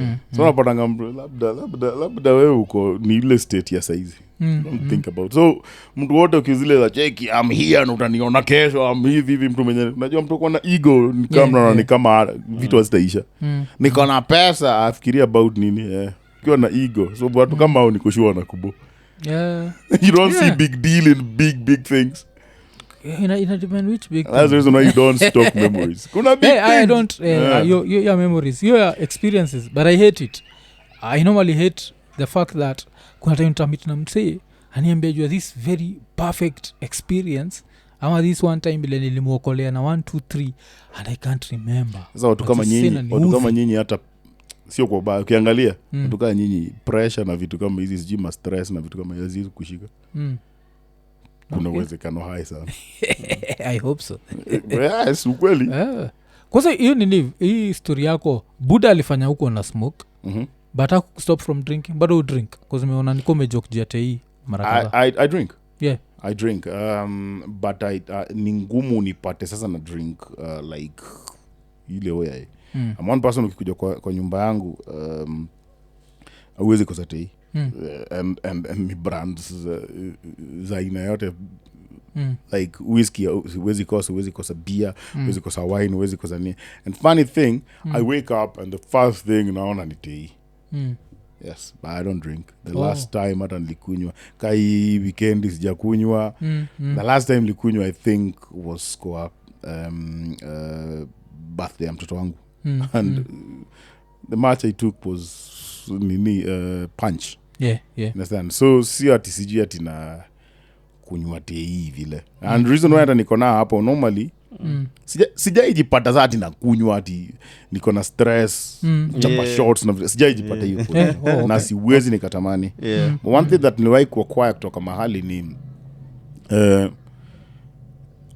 adui mbaya ni adui mwenye unajaribu kurun away from. Yeah. You understand? If you're battling kitu kama fegi ama una battle kitu kama TE, I've tried hata kuambia watu wengi especially tukiwa kwa gym.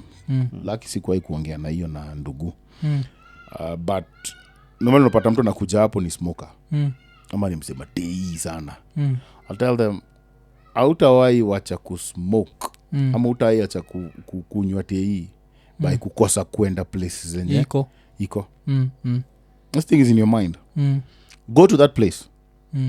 Enda hapo, fight it there. Yeah. Ndiyo itakuheshimu.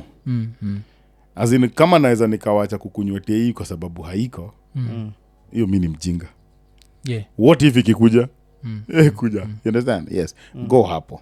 Go hapo. I always say that's the reason why Jesus hata alikuwa na mingle na watu wengine. Go mali penye wako. Go serve them than you nenda kwa. Toka nje. That's the thing.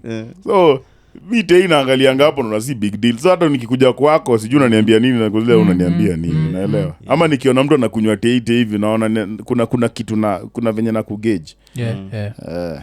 Oh, okay, cause mimi niliavoidigi juu Buddha alikuwa addicted to hiyo. So ilikuwa like the fact ilikuwa kwa system ya Buddha, naogopa itakuwa kwa system yangu. But saizi ukiwekewa TE hapa kaniu mimi hizi ni duya kitu. Unaweza ukalala nayo hata. Yes, mimi naweza nikalala nayo hata kama naweza nikalala vireti na niwekewe mattress juu ya vireti and siwezi nikafikiria about kuikunywa. But I drink, unaelewa? It's bad kama anything in this world can control you. You should have the power of controlling it.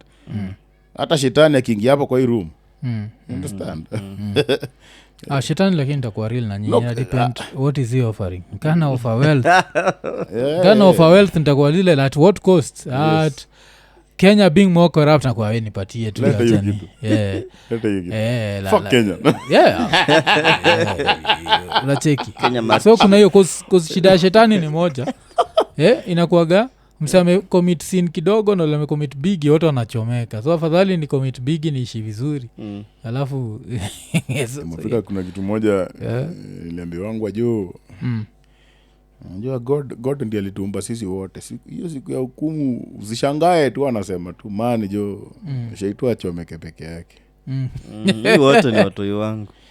Msirudie tena. Sasa ameokoka wataleta noma iwe. Choma hawa sema. I didn't eat that thing. I didn't do this and this. Alafu niambia tuko equal na huyu jamaa. Akisikia wao ndio atachomeka. Unapata kuna nini? Anaitwa? Kuna dem ameabstain hiyo time yote. Alafu amefika huko juu anaambia tafadhali ungepeana tu kioko chini. Ndio? Nilikuwa nasikia story ya this guy anaitwa Sadhguru. Kiongelea story ya jamaa fulani. Ameokoka mbaya mbovu. Sasa kuna venye kulikuwa na demo mother wife ya mtu jirani yake. Amekuwa akimuotea na mmendea sana. Yako zile za man jo nini mtu wa saja mbaya. Mother memendea. So siku moja jamaa tu akadai akajipata juu akakuwa mlango ya heaven na knock. Fika amefunguliwa akaambiwa mlango ya kwanza ni ya hii ni wasewe ni wamesin mara kama 10 hivi. Na hii nyingine haina watu wamesin kama mara 5 peke yake. Na ile nyingine ile ni watu wamesin kama mara 3. Hakuna mtu mmoja jasin? Hakuna. Hazina mtu mmoja jasin kabisa? Hakuna. Goda akamwambia saa boss. Yaani hujai sin kabisa? Akasema sijawahi. Kaambia man. Rudi jaribu dhambi hata moja tu ndio ukuje. Akarudishwa. Kurudi. Lienda kama amebishia ule mdem. Mada. Fungua. Pita nayo vizuri. Kumaliza hivi akadedi.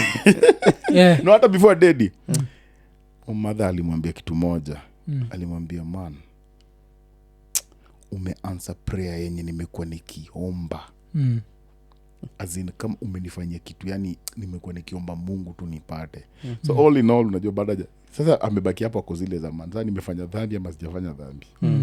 Akadai. Sasa kufika kule kaambia God nimefanya dhambi moja. Sema hakuna. Baada kuna dhambi umefanya. Mother hiyo ndio imekuwa maombi mother amekuwa kiniombea. Umadha amekuwa kitaka service. Secretary.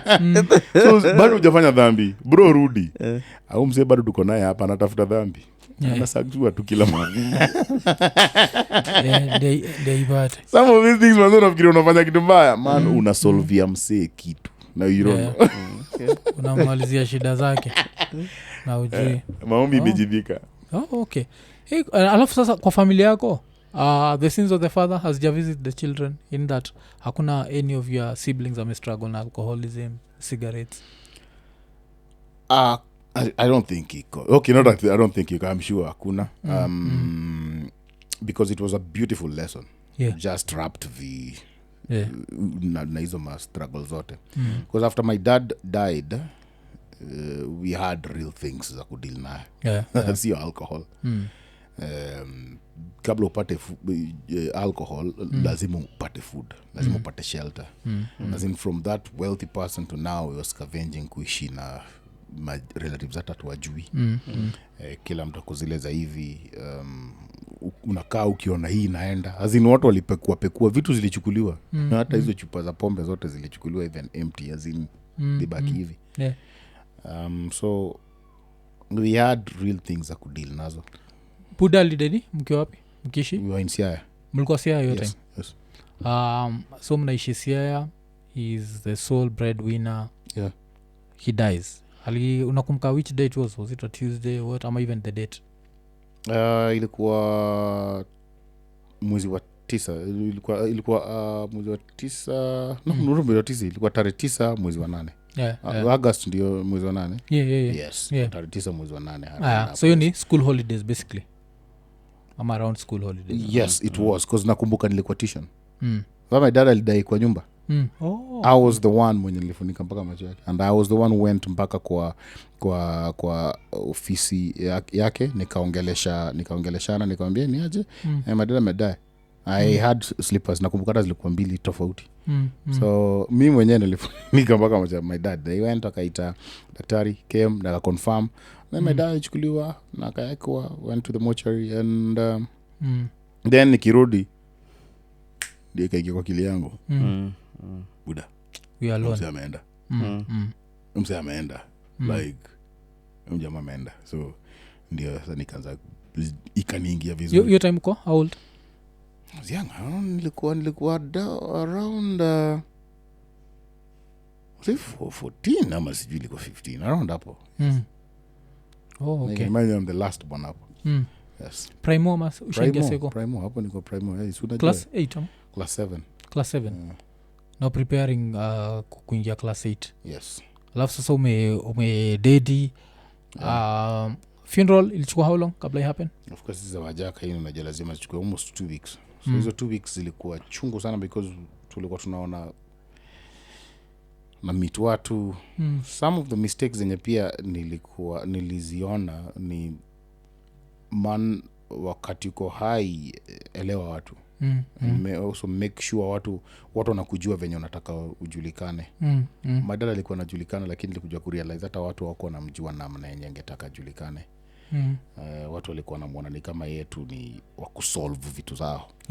So hata vile alikuwa amedai watu wako zile za now anything anyameacha nyuma has to be my solution za shida zangu. So I saw vitu kama hizo. Mimi nilikuwa naona mpaka watu analia, mtu analia kama anachotoa vitamba. Anaingiza kwa yes. Aso mpaka watu wanakula na panguza fork hivi na anaingiza kwa nini. I saw it. So nishaambia gam sage ya Luo funerals. Luo funerals waga like it's what how can I call it? Yes, it is. It's sad mpaka it's funny. Unajua cause inakuaga it is. Cause I've never mimi hata historia vile pia it's also a Kenyan thing. You should notice especially men tukikufa even when our wives are being interviewed unasikiaga he was the breadwinner. Hakuna mtu kulia like ulikuwa mtu mzuri inakuwaga ulikuwa breadwinner. So that means that if I die today na umeshinda lottery I've not died. Cause unaenda kunimiss juu ya what I used to provide. Nacheki. Nakuwaga na hiyo. Explain kwa wife wetu mabibi saizi I think kuna kakitu tu kenye women don't get it when it comes to a man. We are not just breadwinners. Kuna kitu tuna solve, and normally mdemu uilan sana akiwa ashafika ile point ya kukuwa baby mama. And only when she is a baby mama and the man is doing better kumshinda, especially the man having a family na kitu kama hiyo tu, vitu kama uto ndio unapatanga maybe a lady anakuja I'm sorry for the baby mamas, but ni reality. When uko low na una realize whatever I lost was better, hapo ndio unakuja it's ni painful hata kushinda hata mazishi.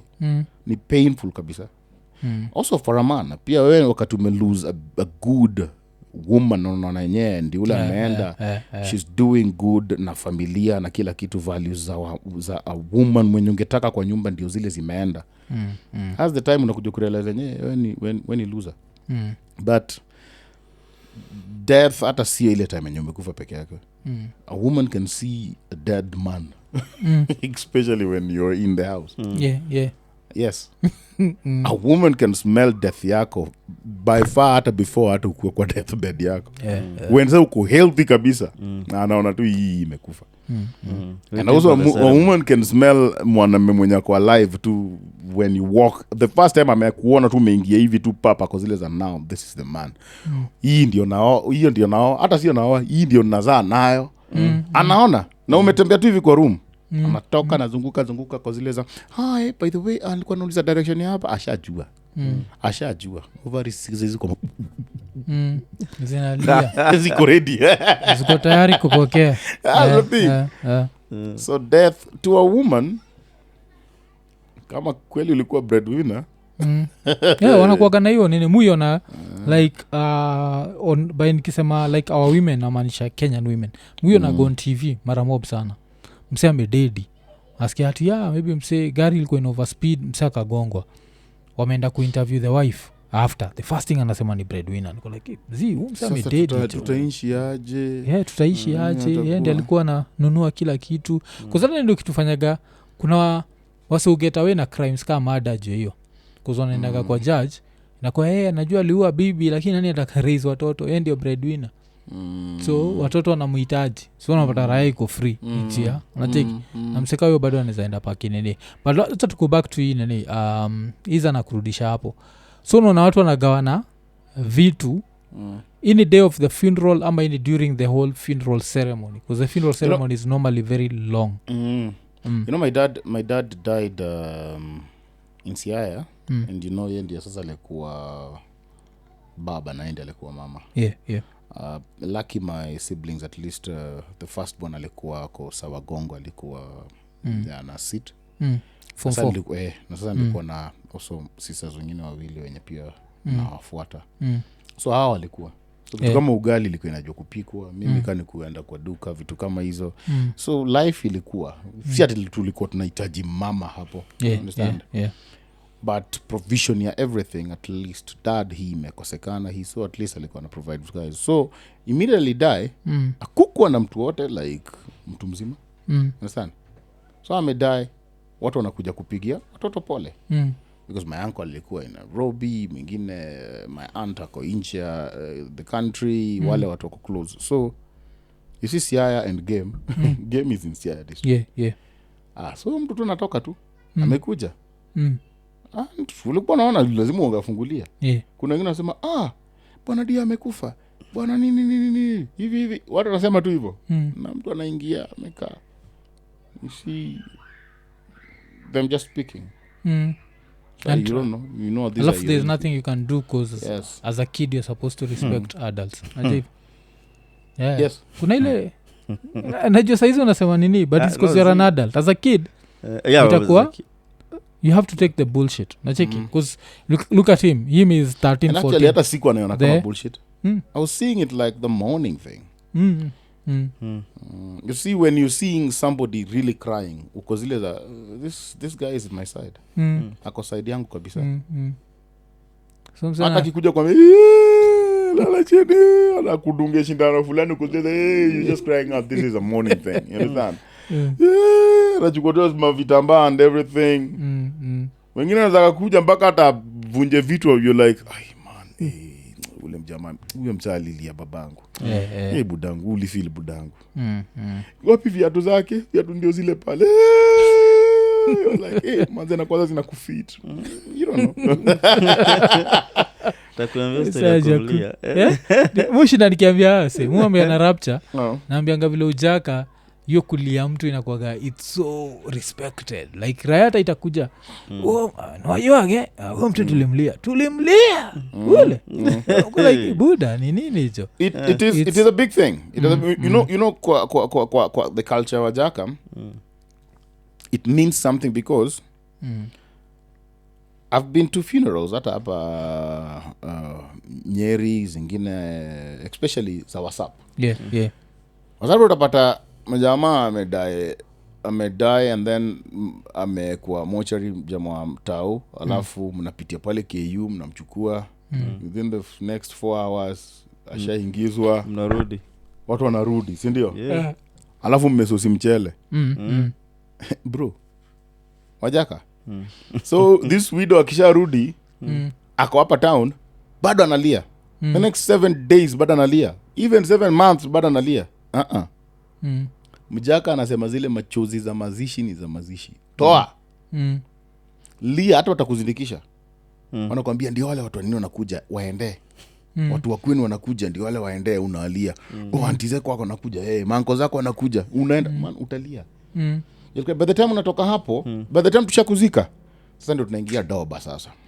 ngoma inaitwa pom ndio thom watu wata dance hata kwa hiyo grave yako wata dance watu kunywa pombe mpaka kwa zile za now we are celebrating his life so lieni watu chukunga mpaka mang'ombe zinaekewa manyasi zinapakwa matope and people have this horn mourn this guy by the time anaenda chenye mebaki ni let's remember this guy na heshima yake because I think hata sijui ka wife alikuwa your experience like kuna vile nililose bro wangu mbigi last year so tukaishia na wife so wife si mjaka so ashafika kule kuna time mimi nikaishia kuna market inaitwa Sondu nikaenda Sondu so nimemwacha but around that same time kuna ma relatives wa mother walifika Ocha na umesikia kitu anasema you have to help them mourn so vile walifika akachiki mother ameanza kuscream unajua ile because there's a funeral here so my mother has to and now she goes and meets them and they cry together imagine huyu si mjaka sana shida like what's going on here alafu I think after some time that same thing happened so by the time mina rudi Ocha mina pata wife kwa kona analia na shindo dem analia kwa nini amuliza why you crying ananiambia crying because of your mom hiyo time na chiki madhe yuko na mabesi zake pale wanacheka because no like she's gone through that whole whatever yes she cried kabisa machozi what but you know like the way life happens you can still be able to joke even during a funeral so asha but ilikuwa so interesting kuiona from an outsiders whatever like what's going on here amelia na huyu akalia na huyu mpaka sasa ina affect watu wengine juu they are watching her ajua ukiwa kwa funeral unajua unakuwa kukorado na shindo watu wanadu which is important for example so unapata relationship ya your wife na your brother atafeel ni kama ameshailia sasa by the time anasaidia mama kulia sasa inamaanisha shamon shamon hii saa analia kwa sababu ya mama the next time atana mama ako sawa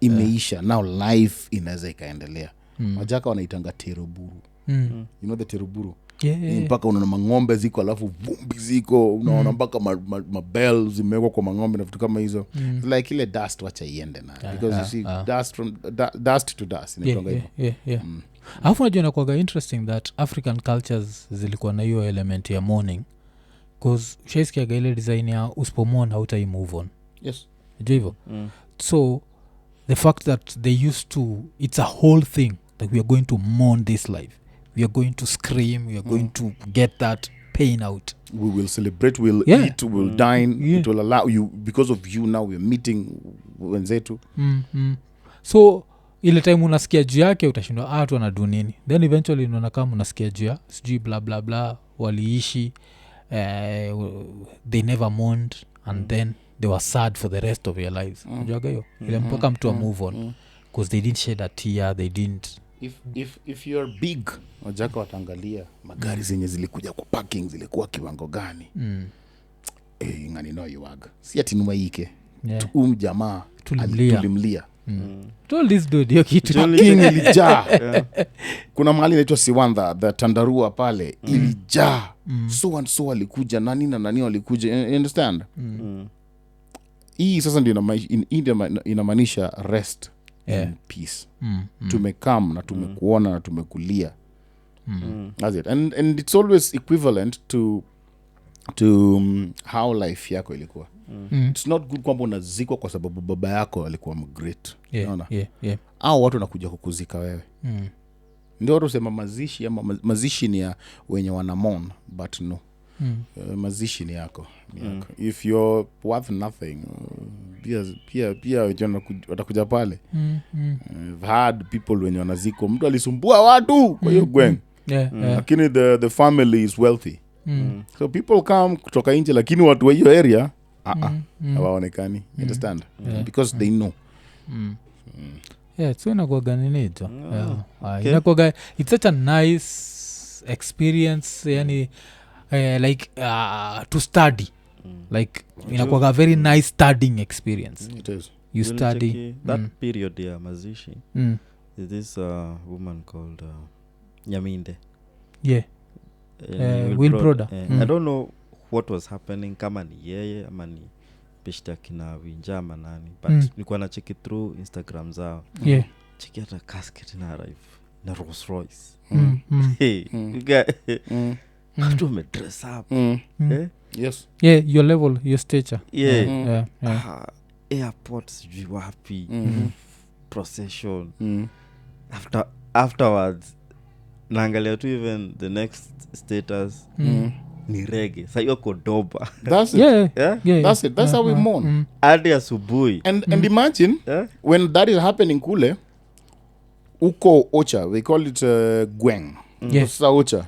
Pia uko kuna madrama zake. When kuna badi wangu kutoka huko Ocha lost dad wake. And the dad alikuwa mtu kukunywa pombe. But the wife alikuwa mtu wa church. So you see watu wa church pia lazima wakuje kwa ile matanga ya Ocha. So usiku watu wenye wanachimba kaburi watu wateimba. Alafu watu wenye wanaimba wamewekewa tandarua na nini ni watu wa Mungu. So wako mpaka na zile drums na piano hapo. So unasikia pia wale pia wao Niko na tama. Wanaambia pia shetani kazana bwana, hao watu wa Mungu wanatushinda. Hao pia wako na tambla zao huko. Hao pia wanaongea. Kisikia pia wanachapa parodies zenye za hizi wanafanya version zao lakini version vulgar za hizi ngoma za gospel. You understand? So it's fun. It's fun. And then kuna this thing called Gueyo. Gueyo is like unasikia tu wanaume no. Hautamwona na machozi lakini anatoa chants zingine ukisikia. Unasikia tu kuna mwingine Ocha alikuwa tu kwa jacholo. Jacholo inamaanisha nini? Mkunga. Mkunga kwa Kijaka is jacholo. Mkunga ni mwenye anazalisha. Okay. So tu unasikia tu place yenye watu wako wanasema tu jacholo, sema ni jacholo. Mkunga amefanya nini? Lakini akitan tu kidogo huku ndio unasikia sana sema chenye mkunga amefanya. Namulo girmene nyate. Alishika kitu ya mama mtoto. So you'll just see those Nini. So as much as people are mourning, well there's this to vitu tunafanyika. You live with it. You'll remember now huyu mtu utakumbuka nao siku yake. Ni kama harusi. Hata siku hizi by the way mazishi zimekuwa na meaning hata kushinda. I think tukibonga hapa ushaisikia nikisema vile mimi si mtu wa weddings and what. But utaisikia disrespect the funeral. Cause no man is a wedding person. No man is a wedding you inakuwaga just something we but is a shit thing.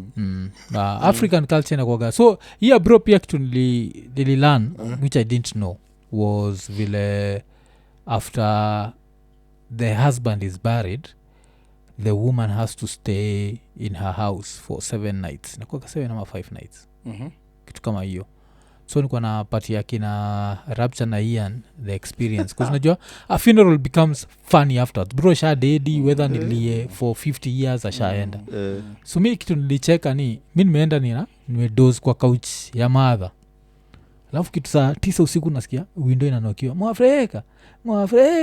So iko zojo ajaka vile usema hiyo jina. Kujoji wane. Alafu tikishia wada kuna kamseka alikuwa kameshikwa kuzadienda kuna window ya wife wa bro. Kitaka kujua how men are stupid. Kimse kilienda kuomba wife wa bro amezikwa leo. Kimse kimeenda kuna window yake kinadai kiingia of course ki have sex na yeye. Yeah. So jana nimepata raha imeshikwa hapo. Hapo pia nataka kujitetea na mimi. Kama Afrika mimi nilikuwa naongea tu na semeji. Unaongea na semeji saa 9 usiku. So liba msei kwa hapo jo alitochario. Kusoja Jacob Freya vitu kama hizo. Right mangoka na kanyagwa. So alitandikwa mpaka around 6 am alafu akakuwa released. Normally okay kuna cultures zenye hata ukiangalia ama customs zingine ukiziangalia tunaweza tukasema hazi make sense saizi. But look at the thing like kuna vitu mimi nimekuwa mtu zile za mimi hizi vitu I don't give an F about them na nini but ukikuja kukaa chini ukiangalia some of these things zilikuwa zina make sense. Some of these things ndo zilikuwa ile mate yenye ilikuwa ina bond this community. Something like he wife inheritance. Mi nimekuwa against it. Hata si like. But ukikuja ukae chini uangalia what it did to the mzee ule wa kitambo. Before the ukimwi and the whatever. But the worst you can talk about na hii kitu sana utapata ni magonjwa. HIV, yes. That's the worst unaweza kuongelea. Lakini ukikuja kukaa chini tukiangalia vizuri. We have this lady mwenye akona watoto wetu na my brother. Sindio? Now this lady, my brother is dead.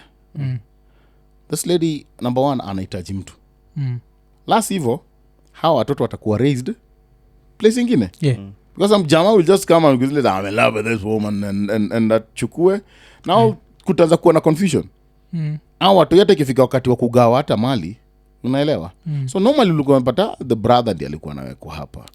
Ukikuja kuangalia apart from the ukedi thing because unapata labda hata ni ukedi iliwa this brother the lady yako hivyo. So tuache kuisukuma. This thing has to be tinted. Ukikuja kukaa chini hata ukiangalia vizuri, baadhi ilikuwa na values zake. Kuna some 1+1 things zenye ukiangalia unapata ndio yenyewe these guys are making sense. Na iko vitu kuna ma custom zingine na pia kulikuwa na traditions zingine ukiziangalia unapata zingine zilikuwa za uchoyo. Like sijui ya dundo is not supposed kukulwa kuku ikipikwa kwa jikoni this and this part ukikula utakufanyikia hivi na hivi. Jiko naelewa. Ni pia mlitishiwa na koko hiyo ni koko itakukula kula ama niite koko, you understand? Koko nini? I don't know. Okay. Ilikuwa tu kitu tu some creature. Creature tu, you understand? But some of these things ukikuja kukaa chini ukiziangalia, even those teroburus and whatever, tulikuwa tunamaliza na spirit ya jamaa. Not kwamba sasa itakuja vibaya, but whatever tunabaki nao, tunabaki tukiwa sober, tunabaki tukikuangalia vitu tofauti, tunabaki tukikurespect na tunabaki tukisema zile zenyewe mwenda zake tulimzindikisha, hakuenda peke yake. Unaelewa? Yes. Because me the one thing ile nimesemaga, of course vile tumesema wife inheritance, maybe your time caught up with it because back in the days it made sense because you needed a hunter in the house. And if this woman was a widow, najua who's going to provide for the kids. So hiyo saizi juu time tunasema ime catch up nayo. But if you come to the morning thing, I actually respect it. You're like, let's get this thing out of our system. It has to. Because flashed kabisa. Wacha tuiflash ndio tubaki tumeweza kuendelea na life. 'Cause kuna kuaga I have a buddy na niko sure unamjua. Yeah. I don't know kama itakuwa sawa nini a friend of mine anaitwa nani Mwas the producer. Brother Kera. Unamjua? Yeah. Kuna time tumekaa naye chini aliniambia yeye ajui anything to do with that anniversary ya brother yake atisijui atilidayo. Ye feel brother yake, you know walikuwa ma twins. Ye feel brother yake anytime tu imekuwa mentioned, anytime hata ijakuwa mentioned, yani the bro imemwaffect kabisa, yani mpaka yani ikifika kwanza anniversary tuna ye ulia. Imagine Carpenter alikufa when. Yeah. As the thing, as the spirit we're talking about. That Utapata if the morning ilikuwa tu zile za haraka hivyo. Kusa nataka kujua na I hope hakuna msata take offense na hii, but naweza taka kujua how Muslims grieve, because ya Islam inakuwa too fast. I don't think you can forget a human that fast. So how do they get that out of their system? Because unajua kuna ile sisi as a community. As a community, no one remembers the dead. Unajua ni kitu watu sahau. No one remembers the dead. It's like one of the most inhuman injustices to anyone. That's why unaambiwa never live your life to impress people, because wasata kusahau. So no one remembers the dead. But naweza taka kujua umededi leo tukakuzika leo. I pain tunadeal nayo aje? Ndio to get out of our system, because we need to get it and move on. I think yao iko so much based on also vile upbringing yao iko. Yeah. For example, saizi ujipate you're not a Muslim alafu uingie kwa Uislamu na upate like umeingiza pia maybe your wife na your family alafu uhappen ku lose one of them within a week yenye tu umeingia kwa Uislamu. Akizikwa hivyo kuna vitu hazita kumekia sense. Yeah. Kuna vitu hazita kumekia sense, of course lazima. But kama ushapitia through the lessons and now kuna you know all this thing called religion. It's a thing that I don't want to use the word govern, but ni kitu kwa akili yako kwa brain utakuwa una reason ina reset brain yako. Yes, it actually resets. So death ikikuja there's a way unaiangalia. Unaelewa? I always say kama saizi upate huyu ni yatima na huyu mwingine si yatima, huyu anataka kutoa ngoma about mama kambo na huyu anataka kutoa, tutasikia mama kambo huyu from point yake. The things that I may go through, whatever I may experience, I think the way they reason na vitu kama hizi ni tofauti sana the way we also reason. Culture inakuwaga inakuwaga fluid sana. That is really called, it's called culture. Yes. Na sasa wewe hizi funerals mbili, did you actually get it out of your system? Did you cry? Because musamaga ya Buddha was different, because it took me seeing my mother cry to really cry for my father. Unaona? Because like ya bro, I felt like ya bro I got it out of my system faster than my dad. My dad, it took time, I guess, because maybe nilikuwa a teenager. Yeah. I think because nilikuwa teenager, so kuna ile rebellious nature ya alafu baadaye sasa wacha sasa tulie. But sasa sijui wewe deal nayo aje hizo mbili? Ya mother since ili come first, I don't know kama niseme lucky.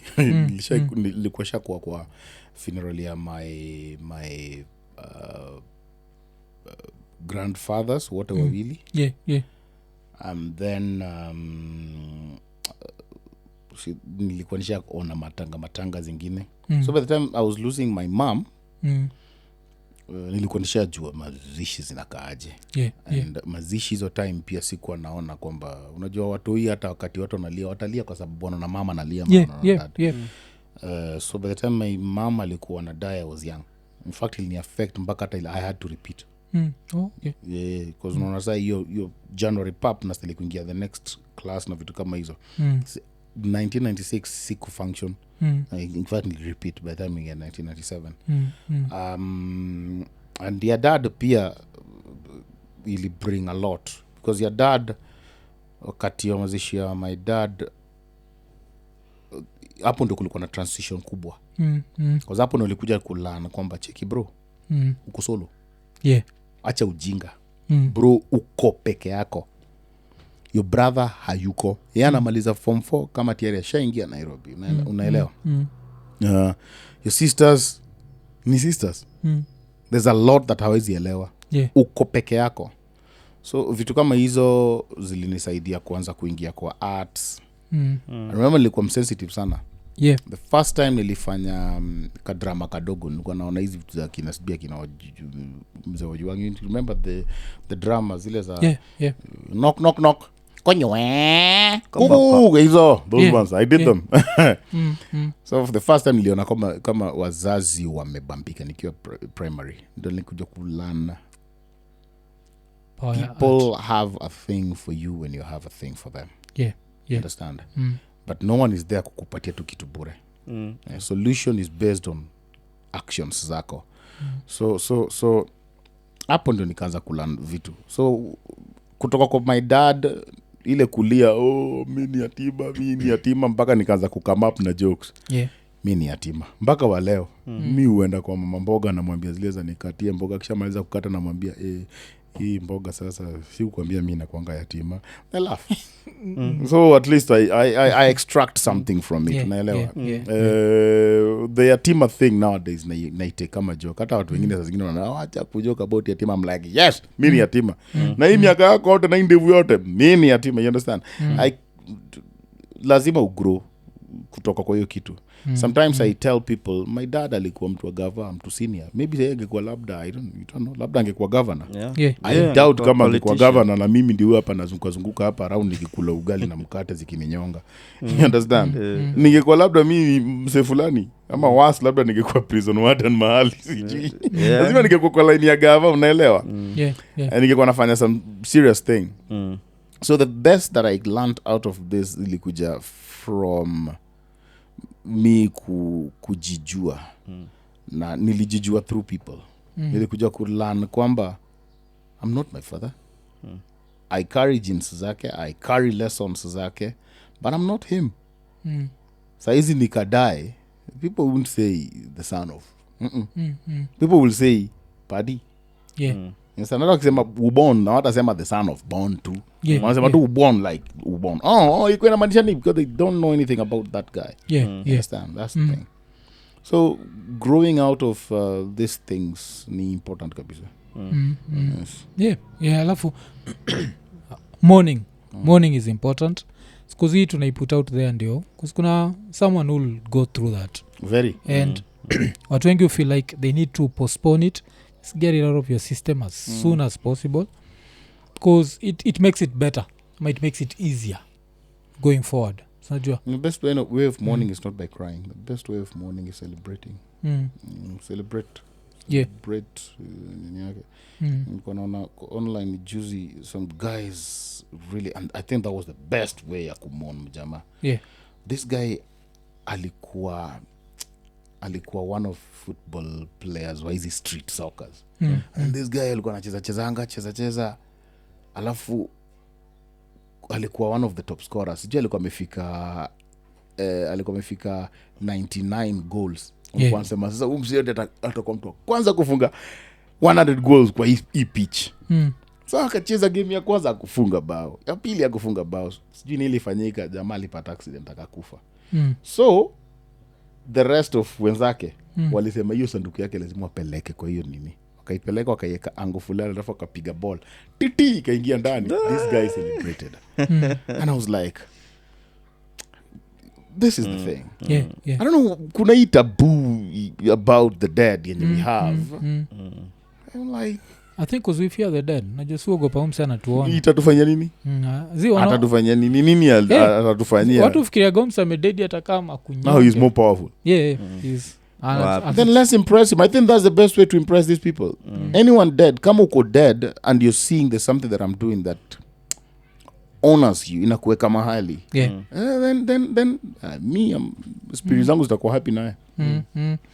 Alafu sasa wacha tuongejea art. So nasema kuna ni mode fulani alifanya ukaingia art. Yeye ndo alifanya Okelo Omolo. Yes, alikuwa kwa drama and linifanya nikaingia huko and ndio nikaingia kwa hizo vitu nakwambia hizo makonyi weko nikifanya and then I realized hata sijaisema kwamba mimi ni mfani. I just know trigger ya humor. Unaelewa? Usiingie mahali kama ujui G-sport. Unaelewa? G-sport for me ni goal. The goal sport. If you don't know, wachana nayo. Usinishikie bunduki hivi. If you don't know where the trigger is, you won't shoot. So once nilianza kulan hizo tu vitu tudogo ndio nikakuja kurealize, so nikifanya hii inawaguza and they will be happy. Na hii nikifanya inawaguza, it's just like business. If I bring this product, it makes them happy. Bring more of it. If I bring this, it doesn't impress them. Change it. Understand? So after hivyo kujua hizo vitu nili opt do here because anytime I smile, they smile. Anytime I frown, they solve my stuff like they are frowning. Shaona uko zile za they'll be like, oh wacha. They'll give you money not happy. But when you're happy, the same. So nikalanio kwa impress through huyu mwalimu. I used to do a lot of dramas. Then the next year nikakuja nikaingia mpaka kwa gymnastics. I did it. The time so gymnastics unasema uko na chapa masama? Masama na backwards na vitu kama hizo. Alikuwa anachapa taya hizi za lori. Nimesahau stories za taya. Tuko Nini alafu unaruka. Yes. Chapa hizo backflips, cartwheels na whatever hizo. Kutembea na nyuma hata nimesahau vile zilikuwa zinaitwa. Yes. So did it all the way mpaka nikafika high school. So high school I had this buddy of mine alikuwa anaitwa Jack Seve tulikuwa naye primary. He was in class 8 nikiwa class 7. So yeye tulifanya naye gymnastics na vitu kama hizo. So vile alimaliza class 8 I expected ameenda kwa shule nyingine kama high school, si ndio? So mimi na maza class 8 si township naingia Ramba Boys sikwenye na kwa registered hivi namaliza hivi tu na wanataka Jack Seve pia anakuja na budake hapo na sanduku. Like Jack, what are you doing hapa kwa sinakuja form 1? Unazalikuwa form 2 like nilienda ku repeat kwa shule nyingine. Nilipata pathetic marks. So kaingia hapo. So Jack tulikuwa naye hapa kwa gymnastics. Na in fact Jack ndiye introduce in Ramba Boys yenda introduce the name DO. So everyone akaanza kunijua kama DO. So that day tuliingia Friday and then Saturday kuna entertainment. So tukaamba form 1 entertainment iko leo. That's Saturday sasa. Kama kuna kitu yote ya kufanya fanyeni.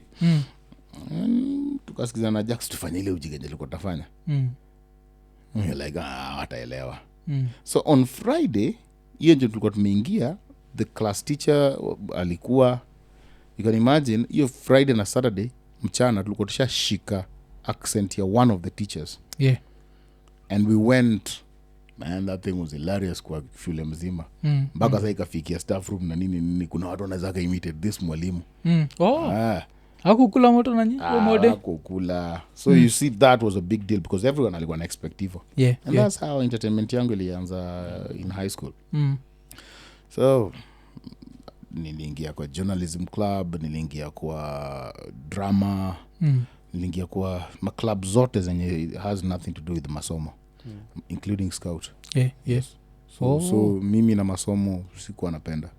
I just wanted this thing that naweza nikafanya na mwili yangu haraka sports and everything, and that has always been me. Alafu nilicheki ukisema kwa jani yako, like the first show you ever acted on ilikuwa Inspector Mwala? Yes, Inspector Mwala ilikuwa Inspector Mwala. It was Inspector Mwala was the first big thing yenye nilidu. Nikiwa Sivo, K-South. I have makuzo wangu wenye walikuwa sana wako majuu. So hao makuzo wakituma unajua natuma zile vitu za kipunk.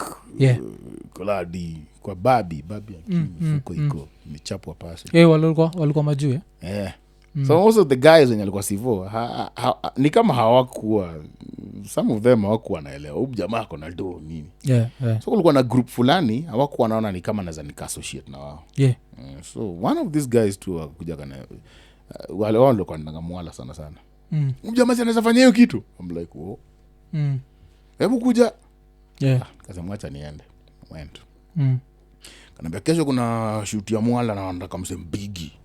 Sasa kwenda kunyonga mamadha wakienda hizo matizi za asubuhi. Then like really? Sema unaweza fanya hiyo kitu ama uwezi? Kasema naweza. Kesho uko hapo Nando's illegalito zi. Nando's juu saa 11:30. Manje niliamka. Asubuhi? Asubuhi. Okay. Hivyo tu nikaenda hapo kufika nikapata kivan kiko hapo. Na watu wanaingia nikaona hiyo rende pia imekuja wakaingia. Kaambia usiingie unangoja nini? Nikaingia nikakaa. Kwenda tukafika Citizen, nikaona kina Lavender, nimeona kina Mwala. Na ndio hiki kitu kinaniambia sasa imani kitu ni real. You've always been doing this. Kila mtu amekujua certificate hata KCPE niko na KCPE ya KCSE unajua don't have it hata sijai kwenda kuichukua. So like the best certificates uko nazo za drama nini za entertainment. Bro, this is your chance. Inspector Mwala kila mtu anaiwatch. Like okay, I'll make sure I shine. Then Lavender comes akanipatia script nini unajua ako serious sababu huyu ni mtu wa kwanza. It's like nikaangalia nasema hii inaua. Bro niliua. Kanyonga nikakaua kabisa. Namaliza tu hivi hata bado watu hajamaliza. Lavender ananiambia ni aje nataka ingine na ingine. So I went shooting episodes kama karibu 6 zikifuatana. Uko nalipwa ngapi per episode? It was like 14K. Per episode. Per episode ama zote? It was kuna time walikuwa no, hiyo sasa ilikuwa kwa scripting. Nilikuja nikasema zile za by the pia mimi niko kwa nafanya scripting. Scripting the theater ilikuwa nipa 14K but per episode ilikuwa nipa like was it 8 ama how much EVS. Lakini ilikuwa nilipo sasa hiyo ilikuwa nilipo like baadaye. So time yenye pesa ilikuja zikaaccumulate. That's I started feeling the juice ya art. Like this is good. So watu waniona and then the calls na vitu kama hizo I'm like this feels good. So hivyo ndio iliendelea. Baadaye nikiwa hapo niko na a buddy of mine Saich Mathai. Pia ni mjamaa sivo hapo mdredi mandevu tu hivi mnaeka hivi. So this buddy akuja kanipigia tu simu akaniambia ni aje Kajero anataka script writers. I'm like Kajero ule mmoja anataka script writers, yes. And you think I can be a part of it? Akaniambia not I don't think. Nishakuita. Na nishakuweka. Kesho tunaenda. I went. Kwenda huko meet this guy akaika Kajero. Yaraka ni welcome kwa family. Watu wako serious unajua pia tayari yako na cycle yake. Hivyo. Kaka piga story, kasikia akili yangu, nikampatia pia script na nini. Ako zile za I need this kind of brain. Na hivyo ndio ikaendelea. So baadaye nikatoka from script writing, nikakuwa actor hapo kwa Kajairo, nikakuwa director, hivyo na grow mpaka baadaye ndio Kajara kuja kurealize jamaa kumbe kuna uwezo wa kusing. And it was like hey, you can write, you can do write, you can direct and you're also a good actor. And now you can sing. Yes. Tunatengeneza ngoma. Went akaandika ngoma ndivyo ndo nikakuja nikaingia na parody. The next day he was like twende. Tukarecord. I went to record.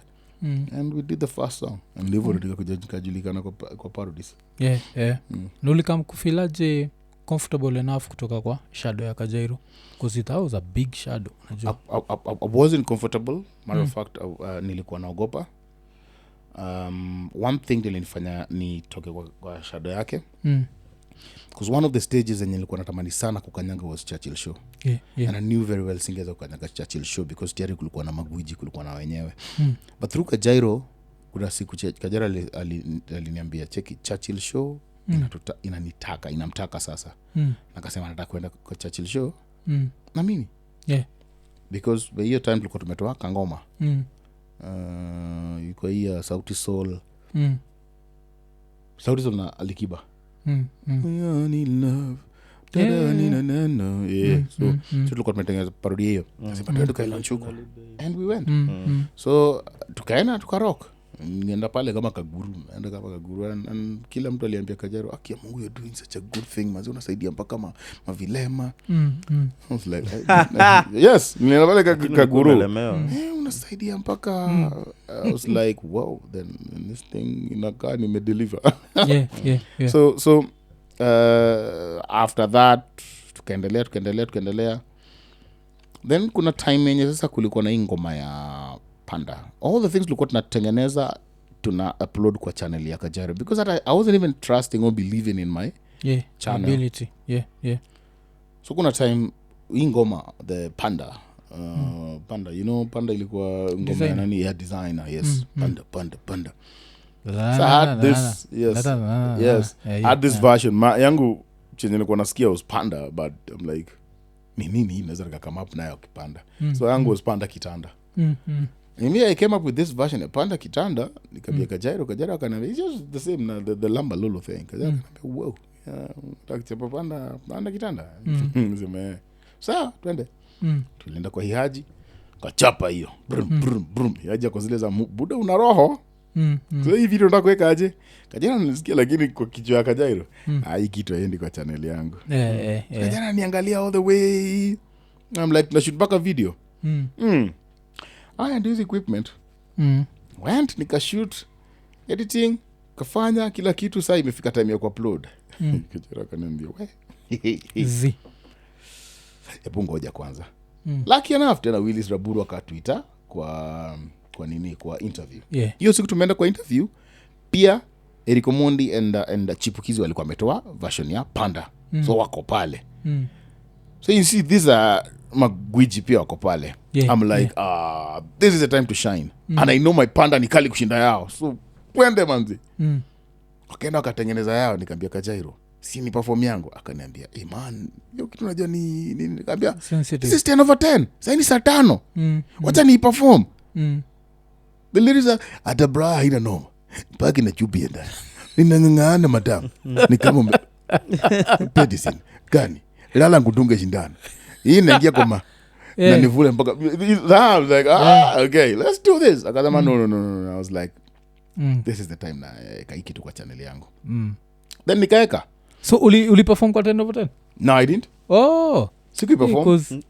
siku perform so nika feel like akona sababu and I feel like I also believe in this so I had to so that was the first time nilieka kitu kwa my channel and nikaona watu wanailike and I was like the next week I'm like ilikuwa views ngapi ilikuwa na at least ilikuwa the best views yenye nilikuwa nimepata so after hiyo nikaanza kutamani hivyo so kept doing vitu dogo mpaka ikafika point yenye nilikutana na Morino Bare that was by then ilikuwa inaitwa what that was kanini kingine nilikutana nao so ulikam kumonetize hiyo ndio kitu natrai kuunderstand like sasa ndio ujue na I need to do more YouTube uliamwaje kufanya more I wasn't even going for the money I wasn't yangu nilikuwa nataka first of all relevance I wanted to be known out there that was my thing because kama ni rent na niko na mahali jiwi iko hapo na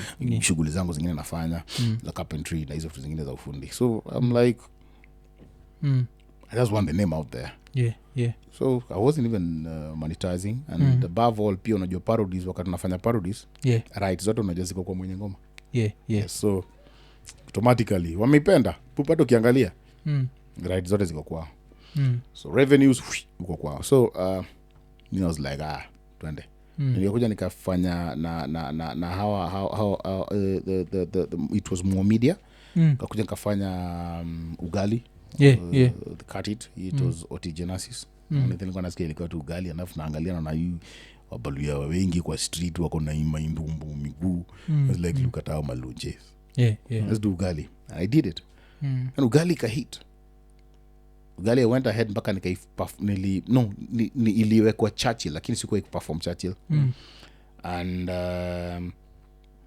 the name ikaendelea tu the name ikaendelea tu Padi so actually nilikuwa najitanga Wubonn Padi but sa Churchill I feel the name Padi more Padi so Kajaro and Churchill ndio hao ndio walinibless na hii jina Padi more I wanted to call myself son of born father of Damien. Yeah. So Wubonn was the main. I wanted to be called Wubonn. Iko Padi ndio kakuja pop. Now Padi Tez. So imekuwa hivyo. Alafu kwa hizi nini zako who is your favorite kid ama which is your favorite kid kwa hizi vitu zote ushaifanya? Because to mimi one of the things ulinimalizaga nayo kabisa ni the Reggae documentary. I treated it as a documentary. That Reggae parody. Because mi ni msanii nimegrow up Islando, so of course tuli grow up na Reggae. So kusikiza ile ngoma Avocado na kumbuka nilikuwa nimeisha design nyingine. Because Wings of a Dove ilikuwa this song that I loved so much, unajua? Wings like I do.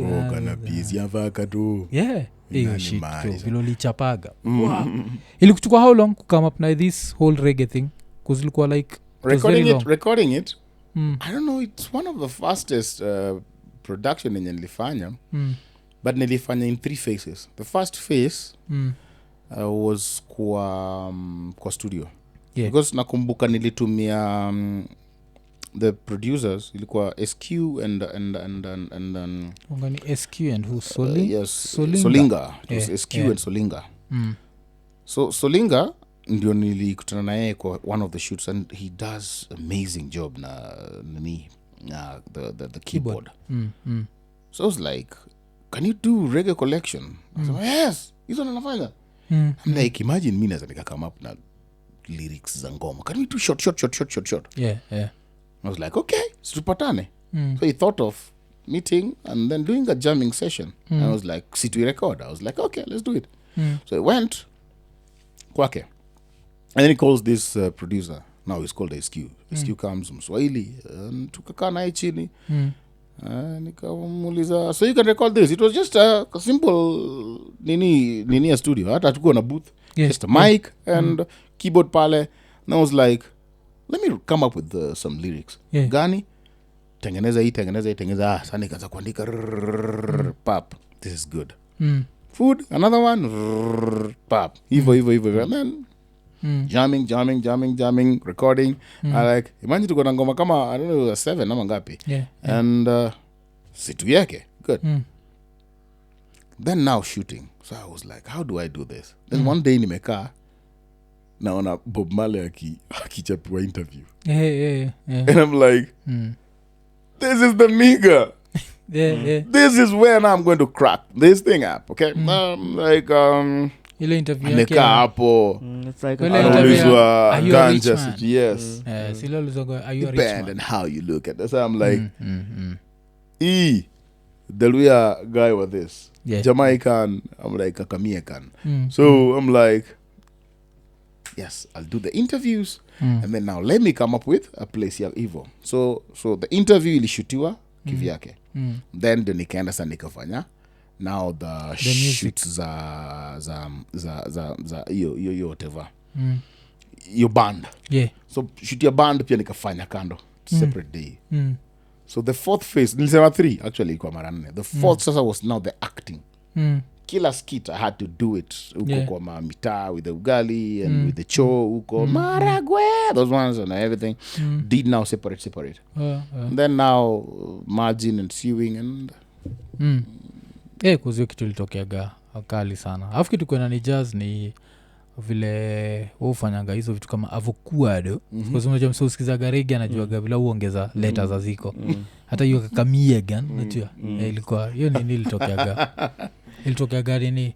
So kukama up na hizo nini wagaje like kuzindi nakunikiwa na ukisema it reaches a level where you even forget the original lyrics. I do because vile tu nilikuwa nakwambia the mind works with what it knows and what it feels.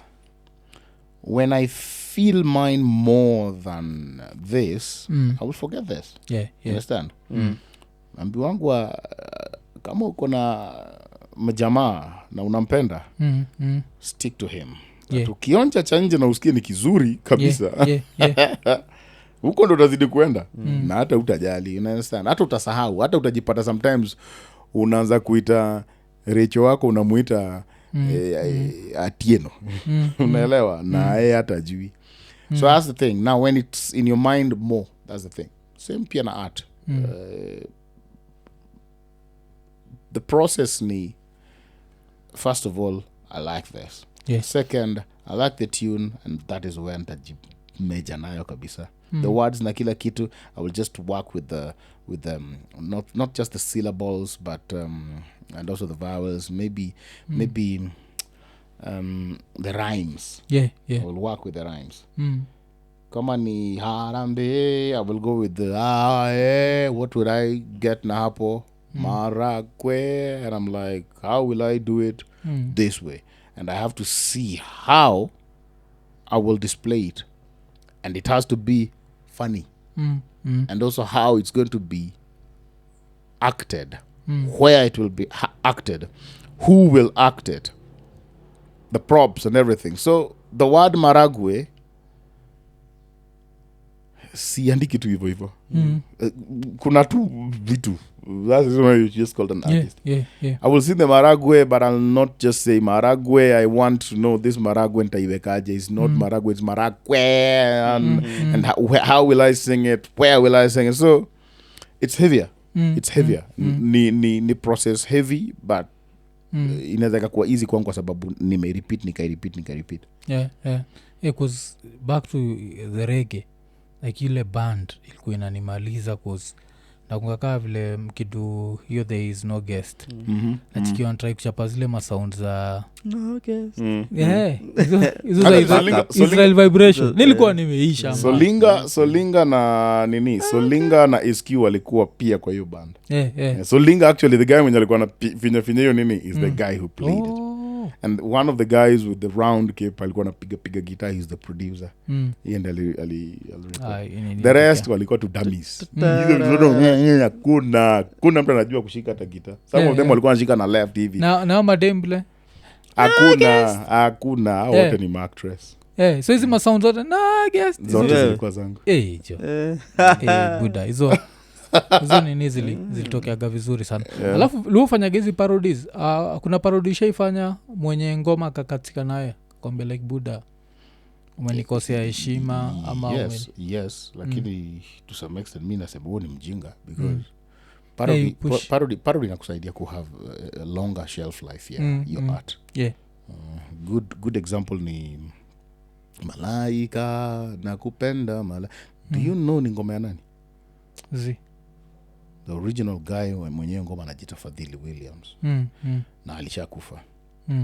Hiyo ngoma mpaka Miriam Makeba konayo kwa album yake.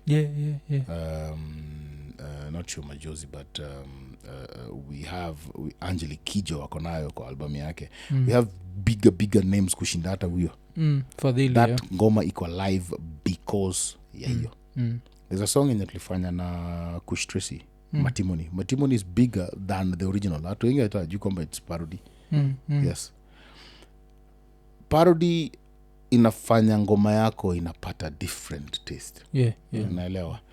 So kuna watu wenye wamekuwa saizi at least na watu wakiappreciate but ni chungu kwao kama you're earning from it. You understand? So that's the reason why unapata right wacha zikwe zao, lakini ukikuja ku strike na sitengenezi cash kutoka kwa hiyo kitu so watu wako yes.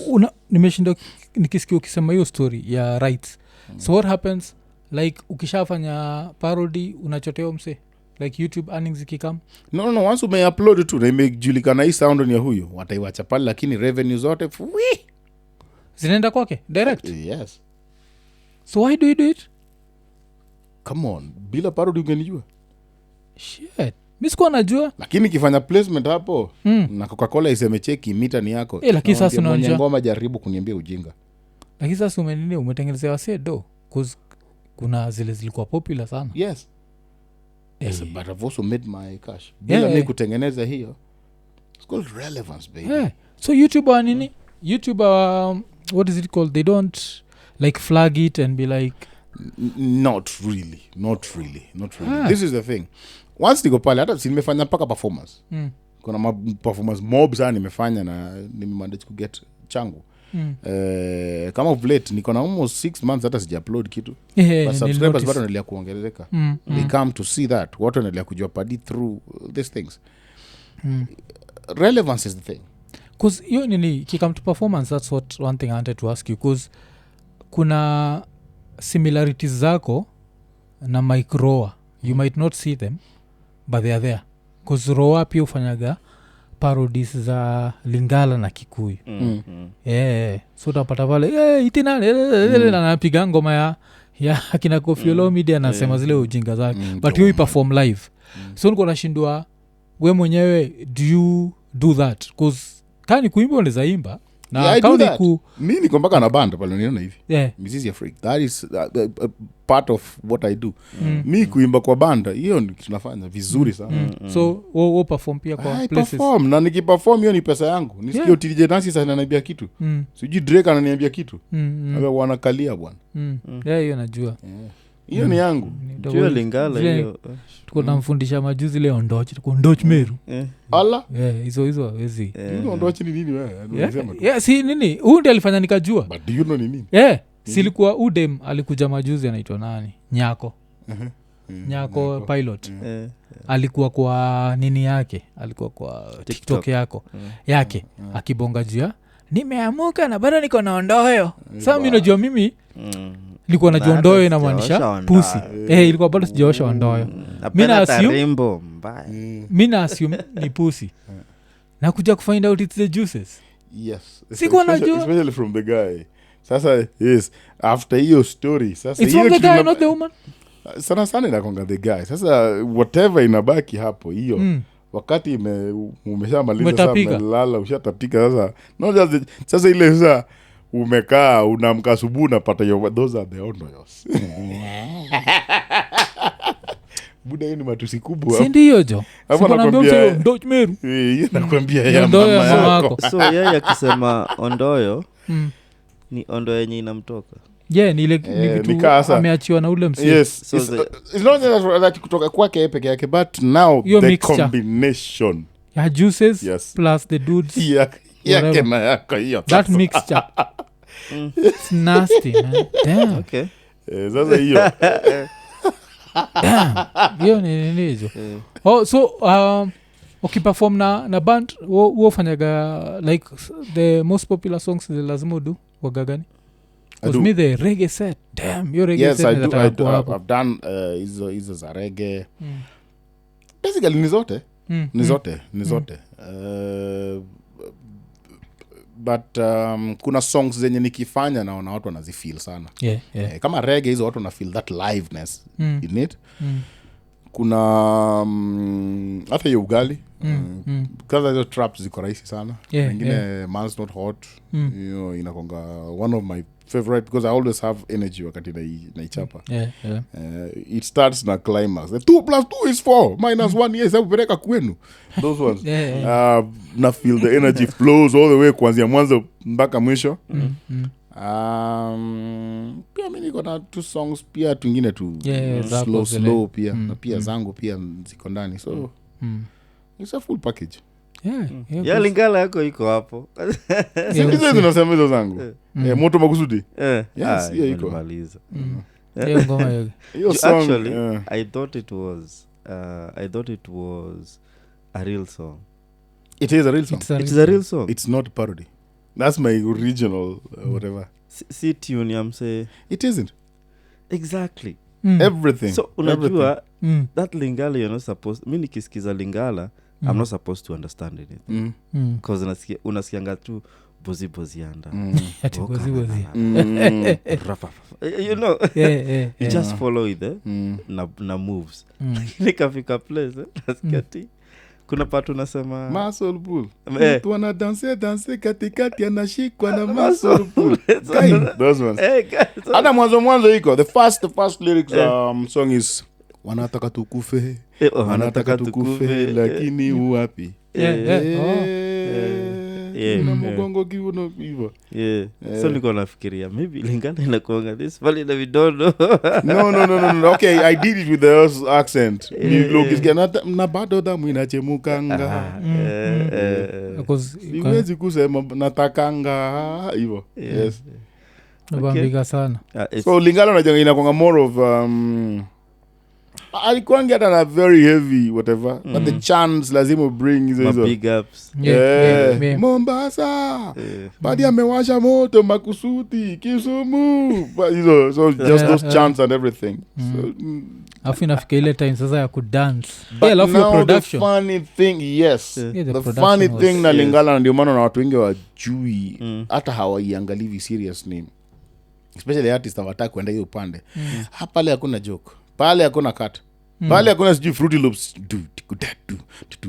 tengeneza vitu. You're there, every single thing. Every single thing, drums ilipigwa hapo. I had 2 producers, producer Kwanga and Jegede, wote walivamia hiyo track. And hiyo kitu ni Kabaseke mwenyewe alipiga hiyo guitar hizo zote, all those things, brass and everything, vulikuwa kila kitu natengenezwa, drums ipigwe live, shakers, everything.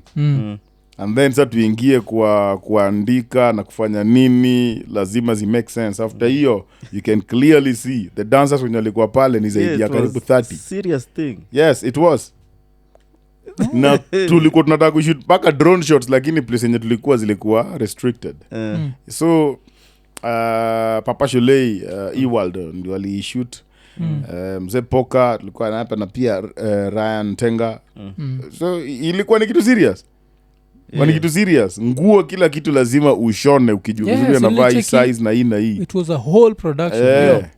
We wanted that soldier feel na vitu kama hizo, lazima nivae juu mpaka chini. And then sasa kuna the African part yake that you did usiku yenye tunaruka na wasama na whatever, au watu wote lazima wachape makeup na wafanye kila kitu. So it's actually, I think it's the most expensive project yenye nimefanya. Yes. Na siwezi nikai-quantize, lakini nasema for me I think nilitumia almost 160 ama 80 huko. Kwa hiyo nini yote, lakini I don't think naweza I can sum it up in terms of cash yenye imetoka kwangu. Some people pia unajua kizuri kisha kwa kizuri inaweza ku attract. Imba kitu poa tu usikie mtu hii kamera yangu ilali hapa, lazima ikwende na shoot. Okay. Best dance hiyo ni situ na dance hata usitulipe. Sometimes unapata hivyo, lakini ukiquantize I think ilikuwa hata bigger. Yes. Because we shot it also for 3 days and at nights. It looks like it. Kuna ile production you can look at and be like this took like a lot of, and then also pia kuna zile ma ad libs hizo hiyo kuonge Papa Shole hizo zote nilifanya another day hizo. Kama ni wewe ungefanya hizo zote nilikuwa naifanya kando. Alafu of course ikikam to hiyo jina iko nini vile nasema there is no guest ile ni baba gaiba the love of my life ikonini niko like ikonini because watu wengi mu feel like kama ikikam to hiyo phrase ya iko nini they misuse it because wao wekaga kwani every time something hiyo kwani inashindwa, why you putting kwani, inafaa kwa tu it's a statement that stands by itself. So chikikaa wewe ukianza ilikuwa the love of my life iko nene niko like wewe anajua kutumia hii phrase kama sisi kwa sababu sisi tulitoa tu from the streets, unajua kitu tumeitoa from the streets, so tunajuaga before iseme there is no need of saying kwani ama nini nini kai. Alafu nini kuna nini kitu moja nimenotice juu yako, uko na side hustles kibao. Na kuna vile ukibonga na alai ulibonga juu ya fact that sometimes you feel artists act entitled, like since they entertained us they expect now for us to be there for them. Alafu I think ukisema hivyo Omosh ilikuwa happen bado? No, not really. Sidhani so after useme hivyo Omosh na pia Mustafa wame happen. Basa kitu na find interesting na side hustles zako ni they are very far from what someone would expect. Cause umebonga juu ya gym, sawa na understand. Afu nikasikia ukibonga juu ya carpentry. So carpentry are you a carpenter? Una carpentry shop? I do actually. Hata before nitoke nikuja hapa nilikuwa nafanya some stuff na my son. Nilikuwa na make some sword. Kuna hizi swords zenye unaonanga kwa ukuta watu wameziweka. I've always been in love na vitu kaa hizo. So juzi nimeenda hapo Service Center nikaziona. Mwindi fulani akaniambia hii sword na hii ingine hii sijui ni 160,000. I'm like,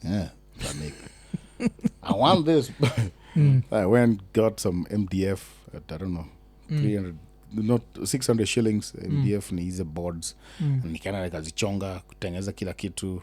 Kuna machines hizi ma drills, the jigsaw na hizo vitu zingine zote. Nikatengeneza and then took some silk paint na nikaenda kwa one of my buddies wako na garage ya kuspray whatever. I have a beautiful sword. Ni tu. So hizo ndio kazi nilikuwa natengeneza before nikufike hapa. So remember nilikwambia once niligundua kwamba cheki bro uko solo. I had to make sure kwamba everything in my body works. Macho yangu I'll make sure kwamba whatever I see out there ikiingia kwa akili inakuwa processed hivi. Mikono yangu lazima ifanye kazi, miguu yangu lazima ifanye kazi. So part of it carpentry was part of it. And nikiwa high school nilifanya drawing and design. But drawing and design ilikuwa sana na incline upande wa architecture. So ni mambo na plannings and designings na vitu kama hizo. So vile nimetoka nje ya notice I can design a lot. Nobody's there kutengeneza. I had to put mikono yangu na akili to work. So nimekuwa nikidevelop vitu. Right now the bed that I sleep in is my hand. Table yangu is my hand. Seats zangu is my hand. My wall painting and whatever. That's just me. I'm that cheap. Where's feel about? That's not cheap. That's yes. It personalized. You feel like hata ukiingia you feel like I own this thing. Yes. Bas na finding yako ikiwa interesting sana cause inamaanisha wewe ni mse ukienda country ka states unaweza fit in haraka sana. Cause wewe ni mse wa DIY. Do it yourself. Kenya mu feel ni kama ushe notice kuna kwa gana tabia suaga nayo ile ukishatengeza pesa kidogo you have to be helped with everything else. Yes. Like everything else you have to contract other people. So that's why I admire history yako. Like kitanda mimi ningekuwa kutengeza kitanda na lala jo ningekuwa It is. Hata kitengeza kichapa noise niko like wakati wa inapiga una adjust something to what you want it to be. Especially saizi wanaume wa saizi hata nitakwambia ukweli. If you're a man out there na una vitu 5 kwa nyumba yako mbona hauna nyundo, you're not a man. Hauna kinaitwa pliers. Wacha kujiita hivyo mwanaume. Hauna kinaitwa tape measure, you're not a man. You don't have nyundo plus tape measure. You don't have a box kenye kako na kitu kama steel nails. You understand? Na hauna kitu inaitwa msumeno. Hizo vitu I believe every man unastahili kukuwa uko nayo. Mimi hapo sina vitu mingi jo. Yes. No, for real. Mimi nakuchomea niko na tape measure na niko na pliers. You need those. Niko na a lot of screwdrivers lakini jo sina msumeno. It's like you're a man. Nyundo nilikuwa nayo but how can you drive without a wheel spanner? Ama you're the one doing the hammering here. Yes, you need. No, I think. And the nailing. When utapata endi ule chali mwenye saa ukiingia kwa kibeti ya mama unapata mama anatembea na super glue. Unajua ladies wanajuanga super glue ina fix kitu yote. I think a lady astahili kuwa na hiyo super glue. Labda ni ile ya nail yake tu peke yake hizo.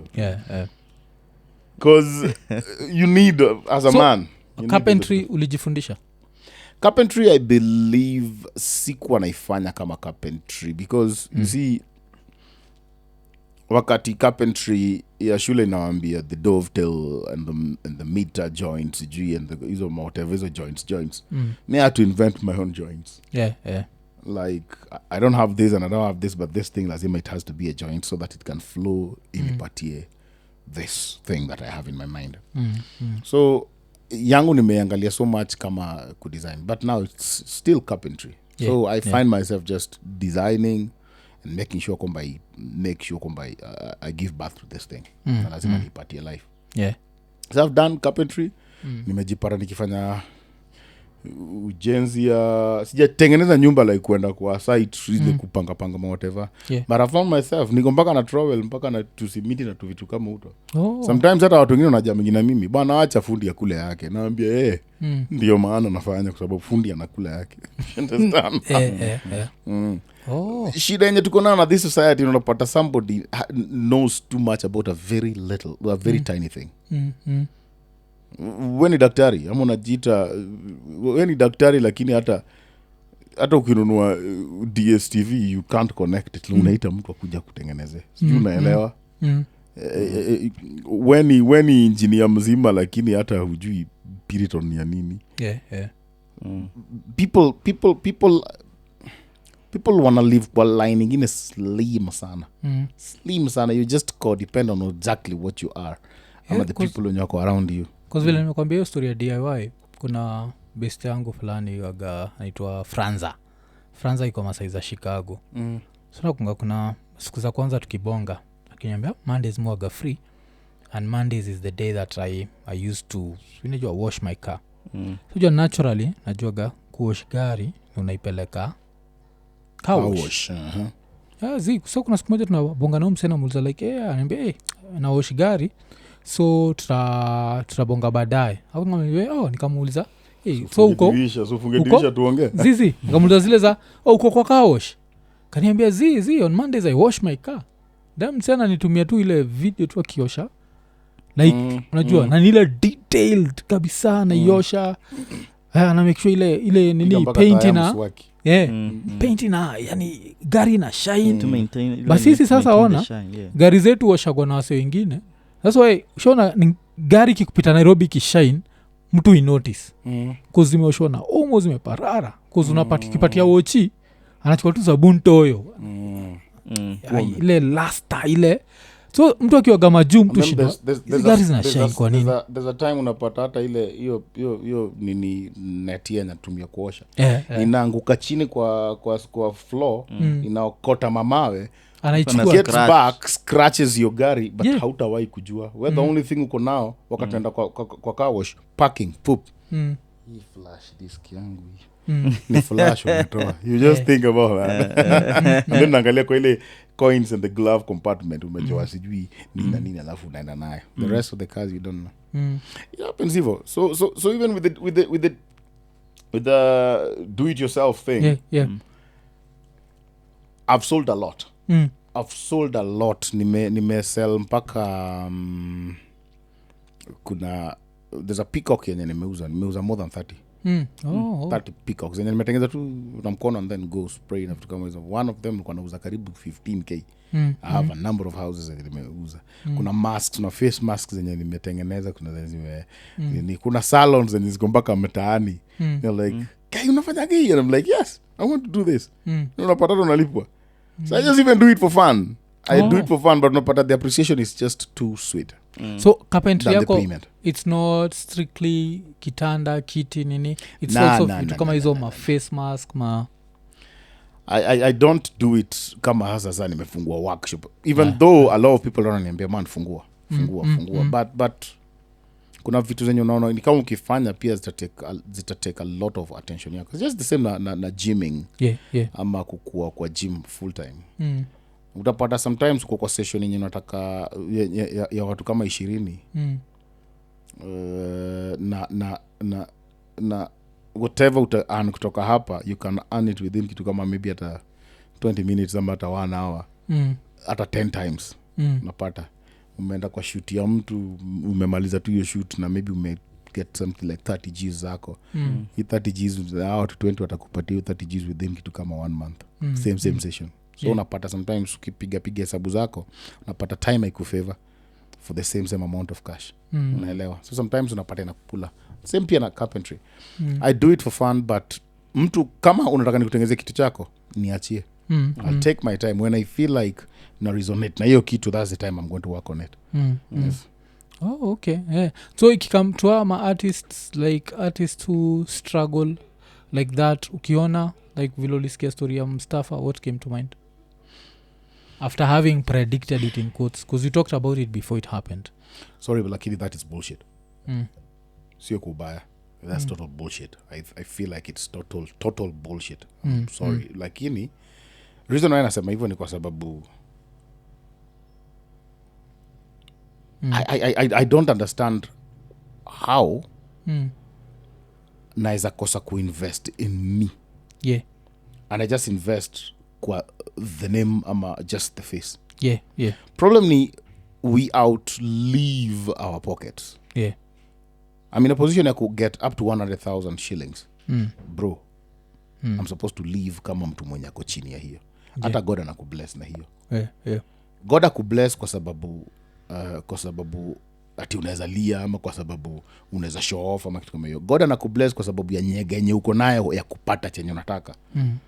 Is the spirit, is the stamina behind what you're doing, whether it's good or it's bad. Hiyo nyegenye uko nayo for it, hiyo ndio kitu nakubless. The Mustafa situation, pole, I had, of course, ilikuwa about the mother na vitu kama hizo. But what if the mother angekuwa msika? Yeah, yeah. Bado tungekuwa angekuwa hiyo situation saizi. Sio sawa. Yeah. I don't want ionekane kwamba niko relevant wakati kuna vitu kitu kibaki nanifanyikia. Yeah. And this is the thing I always tell msanii. Make sure you have a thing that you do na unaipenda yenye hata kama una fail how notice una fail. Wewe una notice kwamba unafanya tu kitu. Ni kama mtu wako. Not anyone hapa anaweza kukubalia tisa tumekaa hapa na puputu inanuka. But why do we tolerate watoto wetu wafanye tu hizo? Understand? Nakapenda whether kamefanya kakimes because beautiful mess. Tumekubali kuipanguza, understand? Is that thing that you like? Unaipenda hata kama inaanguka, hata unotice kwamba inaanguka. Understand? That is the place yenye you're going to make your millions. That's the thing. Hii story yenye unataka kuimpress watu, unataka kuonekana kwa mitandao kwamba unaendesha sijui magari aina gani lakini umehaya. Achana nayo. Achana na mimi yenyewe sio kudanganya. Mimi yenyewe for me naona ni total joke. Look at what Padi is doing. Padi is doing kitu yenye hata saizi mtoto wako akwambia mimi nikikuwa mkubwa nataka kuwa kama ule mbaba. You'll be like mbaba mgani? Yeah. Ule mwenye sio anafanya ujinga na whatever. But I don't do it hivyo. Mimi naifanya nikijua vizuri cheki. Hii ni ujinga naifanya lakini naifanya smart. Yeah. Rather than you're doing a smart thing, you're doing gospel, you're doing motivational talk, lakini the seriousness behind it, nyege behind it, the steam yenye umeweka hapo, the furnace should be bigger. Unaelewa? Hiyo engine yako inaitwa nini? Hiyo ni furnace ya fuel. Inastahili bigger than the face of your locomotive. Ndio, unaelewa? Hiyo train we don't care about it. The power behind it. Ukisema V8. Hata kama ni kadogo hivi, hiyo energy yenye iko behind it. That's just it. So you see, most of these artists utapata sasa unakuja kujulikana. If umeacha, kuna vitu mbili zinaharibu msanii.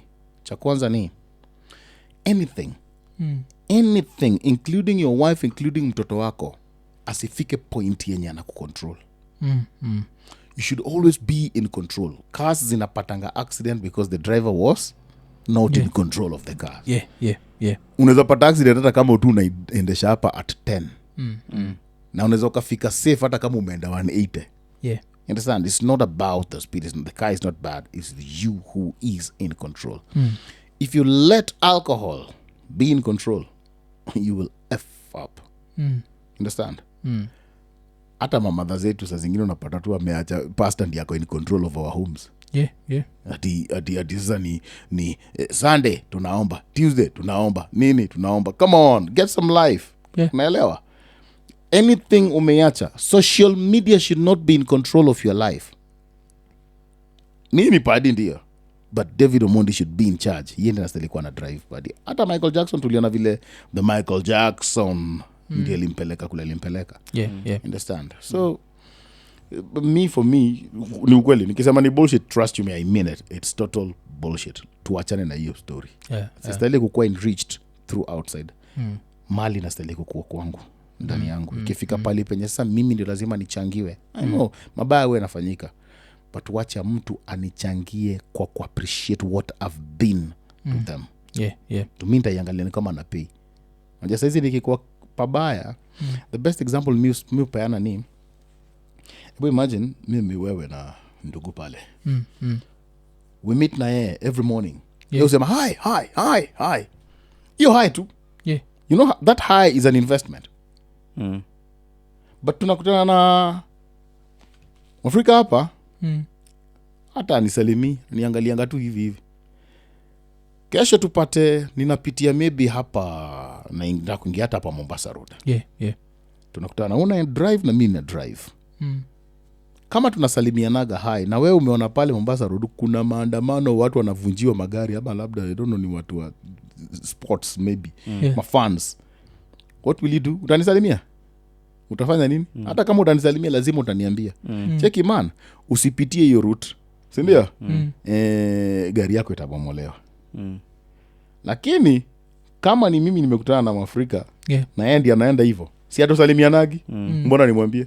Alafu ukienda pale gari yako ibomolewa, utasema wale watu ndio wanakuanga wabaya, ama utasema God anakuanga unfair? No, some of the blessings zinakuanga based on how we behave na watu. Sometimes the way you behave na watu kwa social media, uko na madharau. Kwanza corona ililainisha watu vizuri sana. Unajionaga wewe sijui ni nini, unaitwa hapa huwezi fika, wewe uko hivi. Hapo ndio nyaunya yako inakuja. So some of the things zenye zinatufanyikia saa hizi, it's just the repercussions whatever tulikuwa actions. the reactions zinatokezanga kutoka kwa actions. Actions and reactions.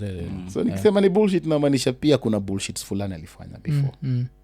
Hata ni saa hizi basi unajua nini, the gimmick that he pulled, whatever he pulled, helped him out. Because unachiki before tuanze show nilikuwa nakuuliza juu ya talanta hela, alafu unaniambia you didn't even know it was happening, you are not even invited. But you see, you as like one of the best entertainers to creatives in Kenya, haukuwa invited to State House, but he was invited. Unajua alikuwa he was there. So you see, but do you think that it shows you how, I don't know what we look for, because that's rewarding mediocrity. But for me, let me ask you a question. Ni nini amegain kutoka pale? Alitengenezaga ile pesa, alitengeneza akasema na raise ya madhake, so yuko na hiyo saizi. I think unazapataneza reach Ababu na Mwamba directly. I think Ababu alimwambia open for use juu ya clothes shop ama nini ya kuuza viatu. Let me tell you one thing. Unaambiwa when a person with an idea meets a person with money, reaction itafanyika.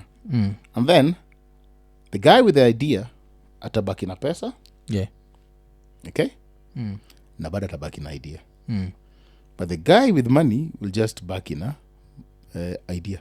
You understand? All I'm trying to say, ukiwa mwerevu upatiwe pesa, utakuwa mwerevu ako na pesa. Ukiwa mjinga upatiwe pesa, utakuwa mjinga ako na pesa. As is why unangata lotteries. Ama this sijui bettings. Mtu ana win kitu kama hata 3 million or even 20 million. But after 10 years amesota. Are you sure tayari alikuwa sha build a mechanism ya how to earn this money? Be careful taking pesa ama getting grants out of pity. I always tell people binadamu ni ng'ombe. Binadamu ni ng'ombe. Binadamu ni ng'ombe in a sense ya sahi nichukue ng'ombe nimfungie pale nimuoneshe ile ndio nyasi, si ndio? Atakula nyasi, si ndio? Nimfungulie tena kesho, nimfungulie nimpeleke pale ile ni nyasi. Si atakula? The third day si atakula? Fourth day hata nikimfungulia tu hapo ataenda wapi? Same place. Same place. If you're going to make it through this kind of avenues, juu hata kama kuna avenue nyingine ya kupata 100,000 hapo, hautawaiona, utakuwa unaangalia this is the only way I want to get my million. That is why mwizi akipata through wizi atarudi pale pale. Pastor akipata through kanisa yake hataingia kwa farming, pale pale. Farmer pia akipata ni pale pale. Mwanasiasa ameonja tamu ya kwanza, tamu ya pili atangangana ipate pale pale. Binadamu ni ng'ombe. Vano and the young. Vano thuk. Ganodho. Okay. Yeah. Damn. Alafu nini nataka tukimalizia tubongejua few of your jokes zilimaliza kabisa. One of the funniest of course was the stammering pasta. Because the amount of creativity that will go into that to be able to get easy bad terms in between very reasonable lines. Nacheki kama hiyo shetani hata kukamata ko ajua it's yes shetani hata nikamata ko lakini yeye anasikia matako like hey buda alafu ilikuchukua how long kuziona nafikiri like it's one of those jokes that took a very long time because to make all these sentences that make sense but also are very bad if someone is stammering. Some of these things are just collections are day-to-day things. Yeah.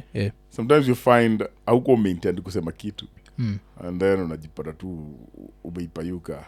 Yeah. The way it comes out doesn't matter, but the reaction ya watu, that's the thing. I remember I used to have my kuzo time fly. You remember these viatu zilikuwa palms, hizi zilikuwa refu hivi. Yeah. There's a day alipata mtu amezivaa alafu sijua akazifanya zikaribika. So ako mbele ya mzae. Alishtukia tu amesema spams. So you see, alisema na akairudia. And we're like, whoa! See what tumesikia yeye ndiye hajaisikia. You understand? Some of these things zinatokezea, okay, ni day to day. So this mumero pia amesimama mbele ya harusi. Yeah. Sasa mpira hapana, sasa mimi nataka kwanza kitu ya kwanza nataka kuwashukuru. Na mtu kwanza nataka kumshukuru ni huyu bwana harusi. Afu bibi harusi kwanza ni mrembo sana. Si huyu tunafaa kumshukuru. Wanakuwa wote nataka ni washukuru. Kwanza wa baba huko nyuma nataka ni washukuru. You understand? So that's day-to-day things. But the way people get them. So some of these things, when we just say condom moja, condom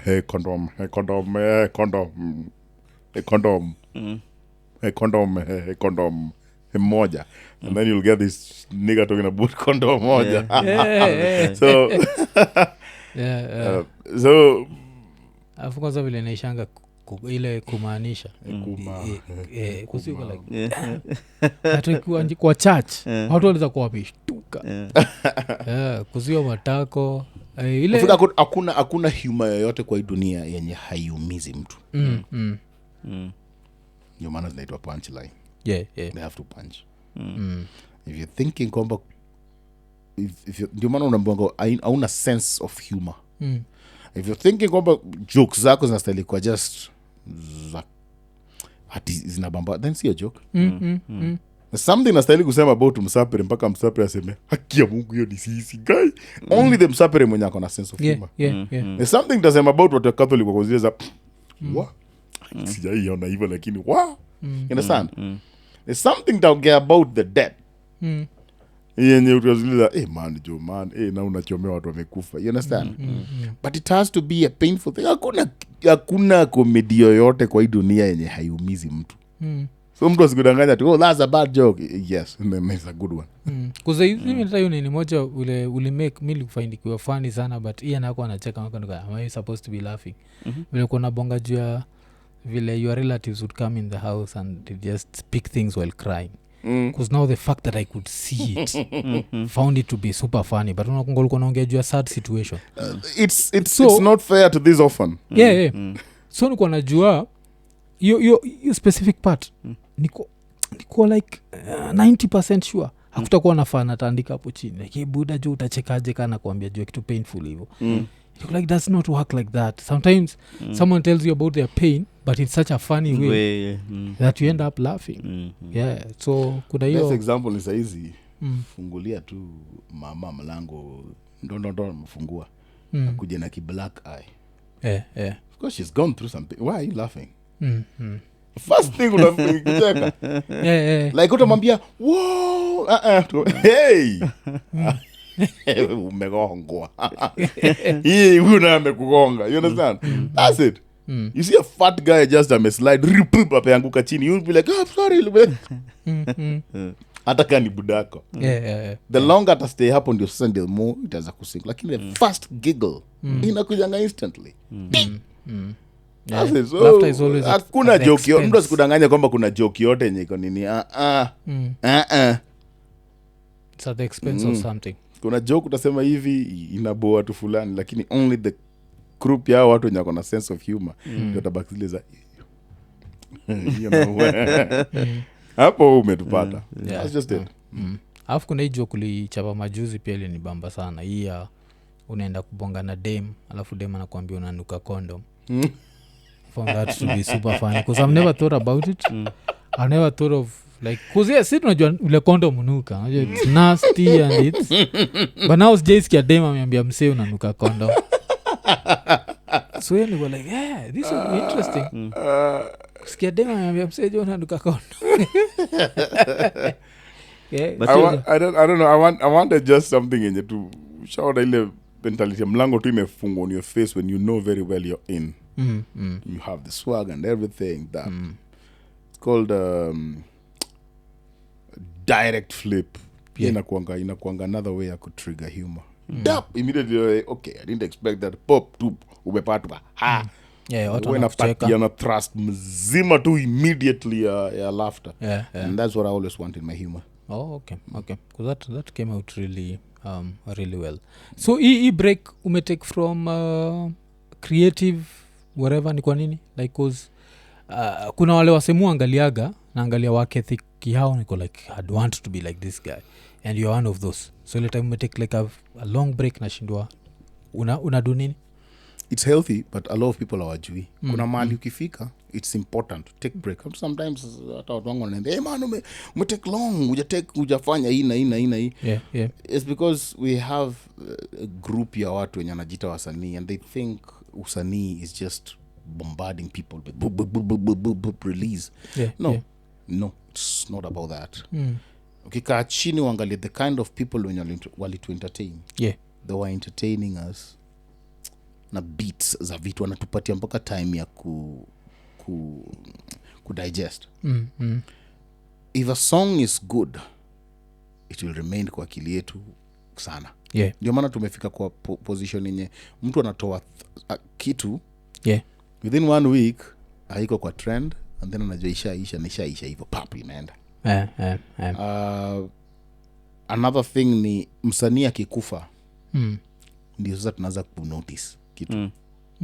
Unapata msanii akikufa ndio sasa subscribers wanaanza kuongezeka kwa channel. Najuaga hiyo. When will you know that if you don't give yourself a break?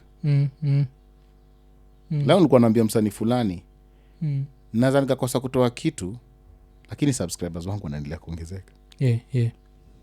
That means that saizi nikikufa I have something that nime entertain nayo watu. Then hapo ndio saa point tutafika. Sisemi kwamba nishafika mahali penye ningetaka nifike. Lakini nimefika mahali penye naweza nikakaa chini. Let me think. Let me reorganize myself for my fans, subscribers. The next time nikiwapatia jani fulani, angalau nawakaribisha mahali nimefagia, nimefanya nini, mjibambe, wacheni nikawatayarishie mahali pengine vile Yesu alisema, si ndio? Shamaliza wacha nikawatayarishie mahali pengine. Wanakuja wanapata, hapa pia iko sawa. Saizi I'm doing a transition. Most of the things that nafanya nime take also side also the corporate. I have a show yenye pia naingia KBC na pia naingia kwa Triple P. Actually it's on. Niko kwa episode 8. Na naifanya it's a lottery show pia. Naifanya na saizi ninavalia suti juu mpaka chini. So lazima ikuwe fair pia kwa watu wangu pia wakiona. Triple P ni? Triple P ni it's a TV station. Yes. Oh, okay. It's actually number 2 kwa entertainment kwa hii country. Mi niko na nyinyi internet. Mi nakuaga yes, a lot of people. So especially entertainment. So kama ta ukiangalia TV hapa, haina aerial, haina so kuna sisi wale hatujui vitu. Triple P. Yes. Okay. Iko Showmax. Nasema nyinyi watu wa Showmax. Showmax waka wife. Mimi hata si Showmax. Mimi ni YouTube alafu movies futa. Hapo tu ndio unanipata. Sitokagi nje hiyo ecosystem. Haiko free to air. Iko go TV and KBC pia iko kwa nini? si KBC saizi iko pia kwa kina DSTVs na whatever. Triple P pia. So kwa hizo shows pia unapata since part of it ni lottery, unapata pia lazima ufike kwa watu. So kuna transition inajaribu ku bring the party that watu wamekuwa mkijua. Hata ukiangalia hata most of my commercials, saizi there's a commercial that I've done, yeah, direct line. Nimevalia suti. Watu wasema zile za usipadi. Mpaka watu wengine wanapingana na mimi. Ai, wewe ni wewe. Kumbe unaweza patana na sabuni na ukae vizuri. I'm like, hata hii ni mimi nachoma. Watu wengi wanijui hivi. So nika transition lazima pia ufanye. Kuna time pia sit back, listen to your fans. It's like just a relationship. Wewe tumesema leo tunakula nyama, kesho tunakula nini, kesho tunaenda nini. Sit down, listen to your kids. Listen to them at least, because ni wao ndio wanakumekuwa the father. Otherwise you're not a father. If you lose all of them, utasema ni baba ya nani? Hayati you're not, you understand? Mimi ni bwana ya ukimwacha ikikuacha, you understand? So I'm also not a comedian without these people. See them, waone wakijibamba. Unaelewa? Sometimes ni important hivyo. Ni important kabisa hivyo. Na sasa uku-get in the internet space, wanaweza look forward to nini? Kuna kitu una plan kudu online? A lot, like the reggae thing yenye unaongelea hiyo. I'm doing a rumba. I'm doing nafanya the Madilu, nafanya kina Rogero Tabule. I'm doing Franco. I'm doing coffee thing collection. Hivi karibuni kuna rumba inakam. Collection kama hiyo ya reggae. Itawabamba. Hiyo itatubamba. Hiyo. And then pia bado niko na personal stuff zenye nazifanya zingine. And pia niko na some serious music. Kuse hiyo ndio kitu moja ile taxation ndio tunataka kujua itatufikisha. But kwa sababu nini tukimalizia kabisa lazima sasa nikuulize hii swali, siku understand saa vizuri. So nataka kusema mseka wewe every time umedu parody ya Sauti Sol, hiyo ndio inaendea Sauti Sol. Ukidu parody ya kama mseka Dogo Chali akifanya parody ya inaendea artist. Yes. Hamkeep hakuna percent mna keep nyinyi, even if iko ni kidogo sana. So it's YouTube that makes the split. Why am I saying that? Sababu unaona wakati when now like how do I put it, so mtu kama misa niko under ngoma. So when an artist, unajua artist mwenye ameshaweka kwamba hii ngoma any place inasikika kwa mtandao, notification namkujia, akipata tu hivi tap na seme pap revenues everything channeled kwangu. Ukiangalia mahali pakashi imechapwa. Unaona kama hiyo ngoma unasema sijui ati unanuka kondo. Not ngoma, si ni kitu nimefanya tu na nikaeka tu kwa YouTube. Si ikianza kuna hiyo George Michael. Hiyo ishaenda George Michael. So normally inakuanga hivyo. Ni vile tu mtu anaweza the identity ya tune fulani ikisikika tu hivi tap ishashikwa. Hii ni ya huyo. Na wale ma DJs umix ngoma nao original za watu, what happens? Hata wao mostly wachukuangi hizo whatever. You know them because wanaonekana more huko. Yes, ni hivyo. Sikuwa najua. Every day you learn something. Inakuwaga hivyo. If they options za mbili, either wakuchape strike, that is sana wakikuja wapatu umesema rights zote. So wewe jua usiseme rights ni zako. Naelewa? Unaweza bahatika ukipata mtu amesema zile za hiyo achana naye.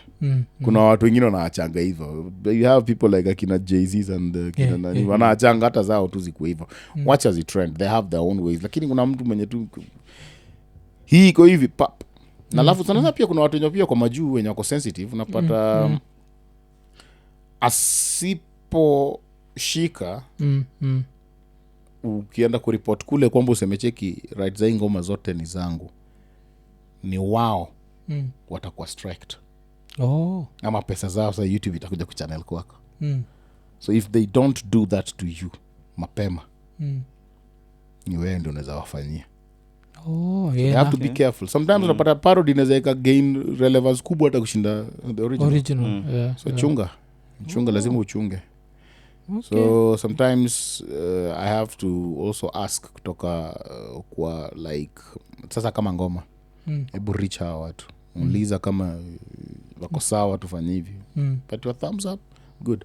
Ama unaiweka tu kueleza day 1 day 2 day 3 kana day 4 iko sawa, achana nayo hapo alafu unangoja because ukichapa strike 3 unajua ni nini hiyo channel inaenda. Inakuwa hivyo kwa strike 3 msanii anateseka. Hata sijui kwa nini hujaongelea about history ya tax wewe. Azi story tax tumehandle mara mingi hapa, but unaweza tupatia views zako, but sisi I think si wawili hivi tumebonga juu yake for wewe unaionaje on your side? Cuz mimi niko naambia watu like hii story si ufanya haikuagi pure profits vile wao nafikiria. So that's the thing. So utapata yes umepata hii do, but do umetumia kuipata ni mingi. So nini Kenya kawa nachukua on the other side that umetengeneza hii like 100k. Hii 100k wajui kuna lights, kuna internet, kuna transport, kuna unacheki hizi vitu zote zile umespend. Na mwenyewe uko na maisha. Na wewe mwenyewe uko na nini. So hezi kuwa so ndio ilikuwa view yangu. Wewe view yako ilikuwa gani? About 15%. Taxation sina shida nayo. Yeah. I'm okay nayo. But all in all I think kama umesha tax hizi vitu zingine zote bado unakuja kutax hii.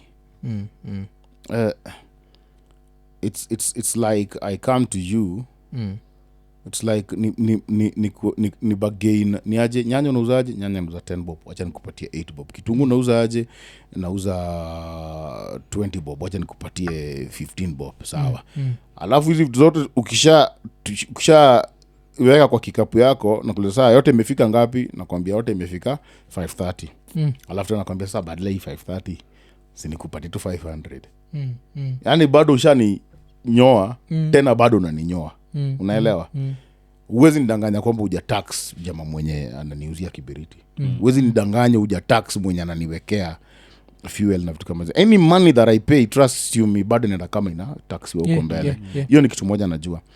Sina shida na kuwa taxed, lakini pia you cannot just tax heavily. Mi siamini hivyo. I always say this, na of late nimekuwa nikiangalia.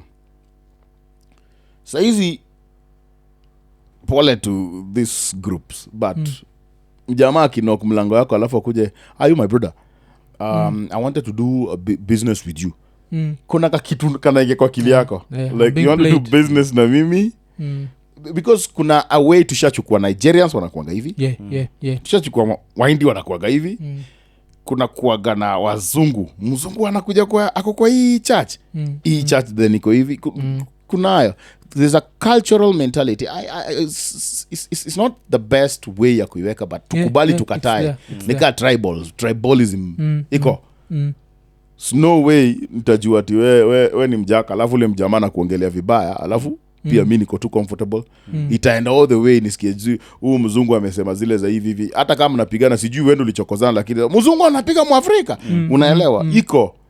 Kuna watu wenye najua vizuri anasema mimi si mjaka lakini siku yenye Obama alikuwa anabeba Biblia kwa African at last, you understand? Just because he's black but he's not. Maybe mimi ni mtizedi simpendi but ikifika kwa black ni hivyo. All I'm saying ni sahizi this thing is not just targeting the pockets. It's not just the money that you're collecting, but kuna utu pia yenye mna collect, mnanyang'anya, you're drawing from people. Kuna that spirit ile Mkenya sasa amefika point yenye ndugu yako akikupigia simu uangalie wewe ni bro kuzile za what.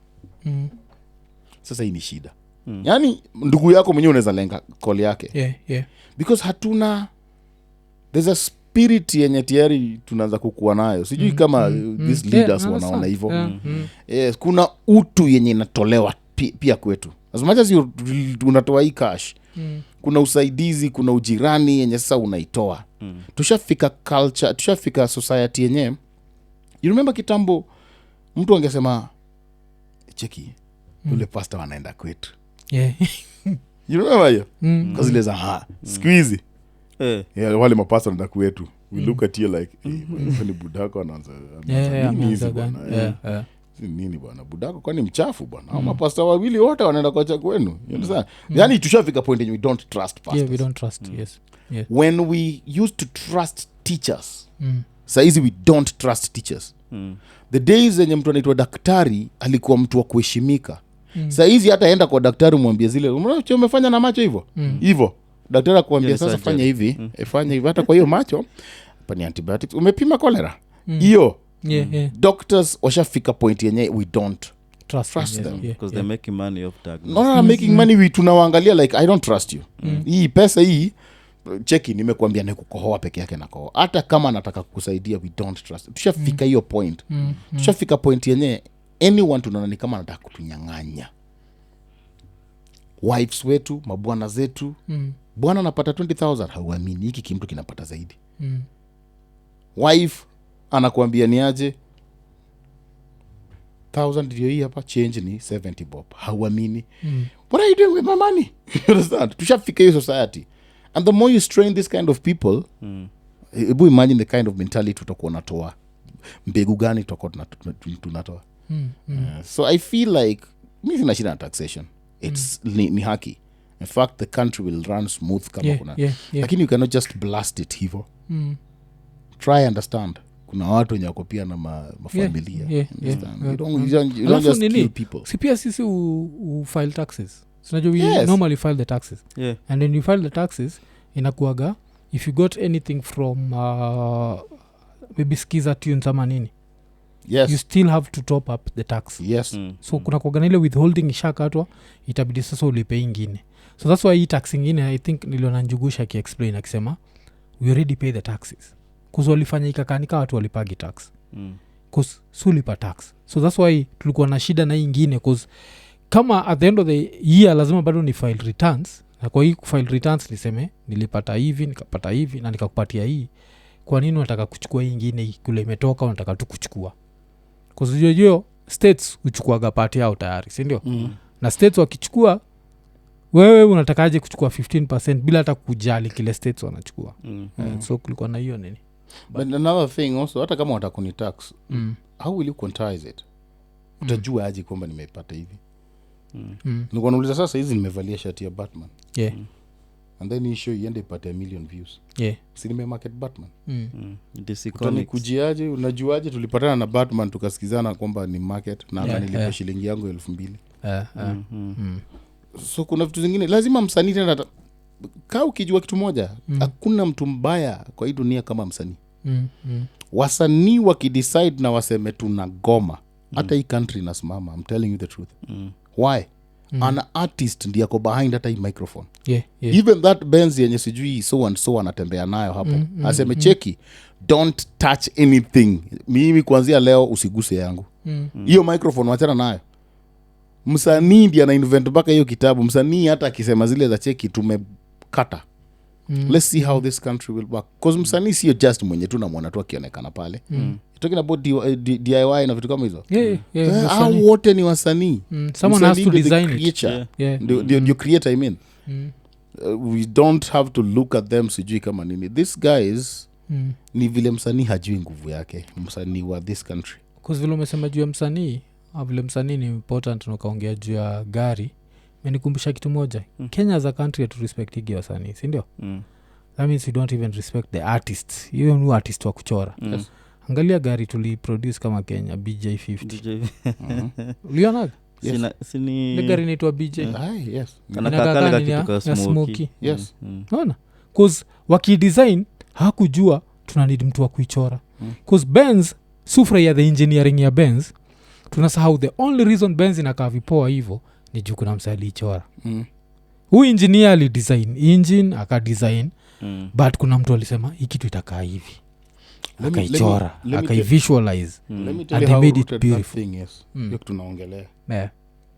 Unakumbuka ukicheza na gari ukiwa mtoi? The first car tulitengeneza labda ilikuwa box ya kiberiti alafu iko na hizo magurudumu. then tukakuja tukaevolve tukaanza kutengeneza sijui na hizi plastic then tukakuja tukaanza kutengeneza na wire hapo kwa wire ukaanza kutengeneza kuweka paka blood all of a sudden sasa ukakuja unaiendesha hapa na gari kule ukaanza kuweka mpaka tudoli huko ukaanza kuweka mpaka ukaanza steering kibig na ujue huko class 2 tayari ushajua battery unaziconnect ushaweka mpaka matochi mpaka unashikanisha kakata mpaka ile kitu ya success kat ati ukirudi reverse ni unaigusanisha hivi si ndio tukatengeneza hizi vitu zote by the time unafika class 4 unaambiwa wachana na hii ujinga what if ungewachwa uendelee kutengeneza uko sure bado saa hizi na hii miaka yako ungekuwa bado unaendesha wa hivi bro ungekuwa umetengeneza gari bro ungekuwa umetengeneza gari saa hivi ile tunaongea siko unatembea na transformer huyo mwenye alitengeneza hii gari this BJ and kama inaka smoky na inaitwa BJ I don't know. Now go proud when you launch. That is a guy mwenye alikatwa. That is a guy mwenye alitengenezwa na mtu wa class 2 akatelekwa class 2 lakini alikatwa. Sasa akishafika huku sasa you're just still a fool. Pale uliachia ndio utaendelea. Mchinese anaanza kutengeneza vitu wakati yako mtoto mdogo. Ana develop nayo all the way. Sasa hii ingalia masaa tunavaa hapa tunanunua up to 20,000 unasikia ni mjama wa class 6 juu ametengeneza huko. I was looking at statistics 97% of the dollies zenye ziko kwa world zinatoka kwa country moja China. China ni kila kitu. You understand? And tunacheza nazo dollies hizi ukisimama tahoka na kuzia second hand 1500. How? Understand? Na matoys hizi sijui ma teddy bears na whatever not in America, China. So you can imagine. So I think ni kwa sababu tunakata hakuna mtu mcreative saizi kama mtoto mtoto wangu saizi ni anza kutembea hivi but sasa kudanganya mtu yatembea ati kwa sababu mimi nimetaka tembea anatembea nataka nilikuwa natamani atembee nafanya atembei siku nyingine nimepata tu hapo anaangalia TV akifanya anaenda I'm like 1 2 3 4 5 14 steps reverse na mimi nilikuwa natamani mpaka anichapi hata mbili nimeweka mpaka kamera hapa kuja toto hakuna these guys they know they don't unajua mtu akizaliwa na kuanga na fears mbili peke yake fear of loud noise and of falling down the rest of the fears ni sindo tunainstill ndani ya watoto some of the fears zenye tuko nazo ni kwa sababu ulembo cheki mkikuyu ni naelewa we got it from someone else mtoto wajui karaja kuja tuende kwa kina Otieno hivyo tu they don't know there's all this fear sijui hiyo economy look at the fear yenye sasa tunapatiwa hapa opposition is giving us this the government is giving us this remember wakati corona ilikuja remember the first 3 days jiki leuza bwana Dettol leuza bwana watu walikuwa wanaogopa timkate unanunua mkate na hujachukua ina ile Dettol limebaki moja how much 5,000 wacha ni na hii 100 anachukua hii 5,000 people will say because of fear fear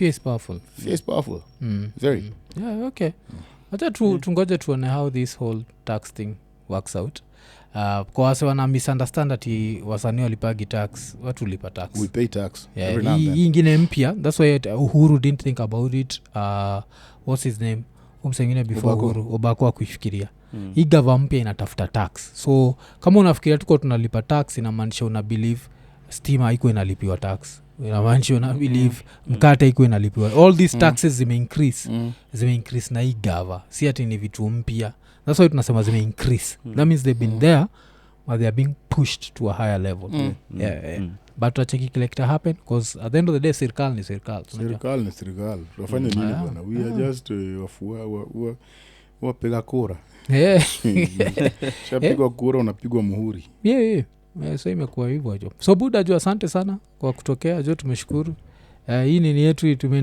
tumedelve into different topics but kile nimehope ni wasome cheki at least hiyo DIY inaweza kumkuokolea baadaye always alafu ile pia ukipata chance kwa unaweza invest into something money management muitaga hivyo manage your money kuzuku mbele kule tunaenda you don't know kuna ile unaweza skill help au unaweza seek help from people and they are not able to help you nafikiri wamekulenga but it's because they also trying to help themselves najua so imekuwa ni 180 yeah imekuwa ni 184 yes, yeah yes. so yeah tukisema kama kawaida like subscribe hit the notification button tell a friend to tell a friend tukimalizia 184 tukisema ekonene Ekonene. Iko what? Ikonini.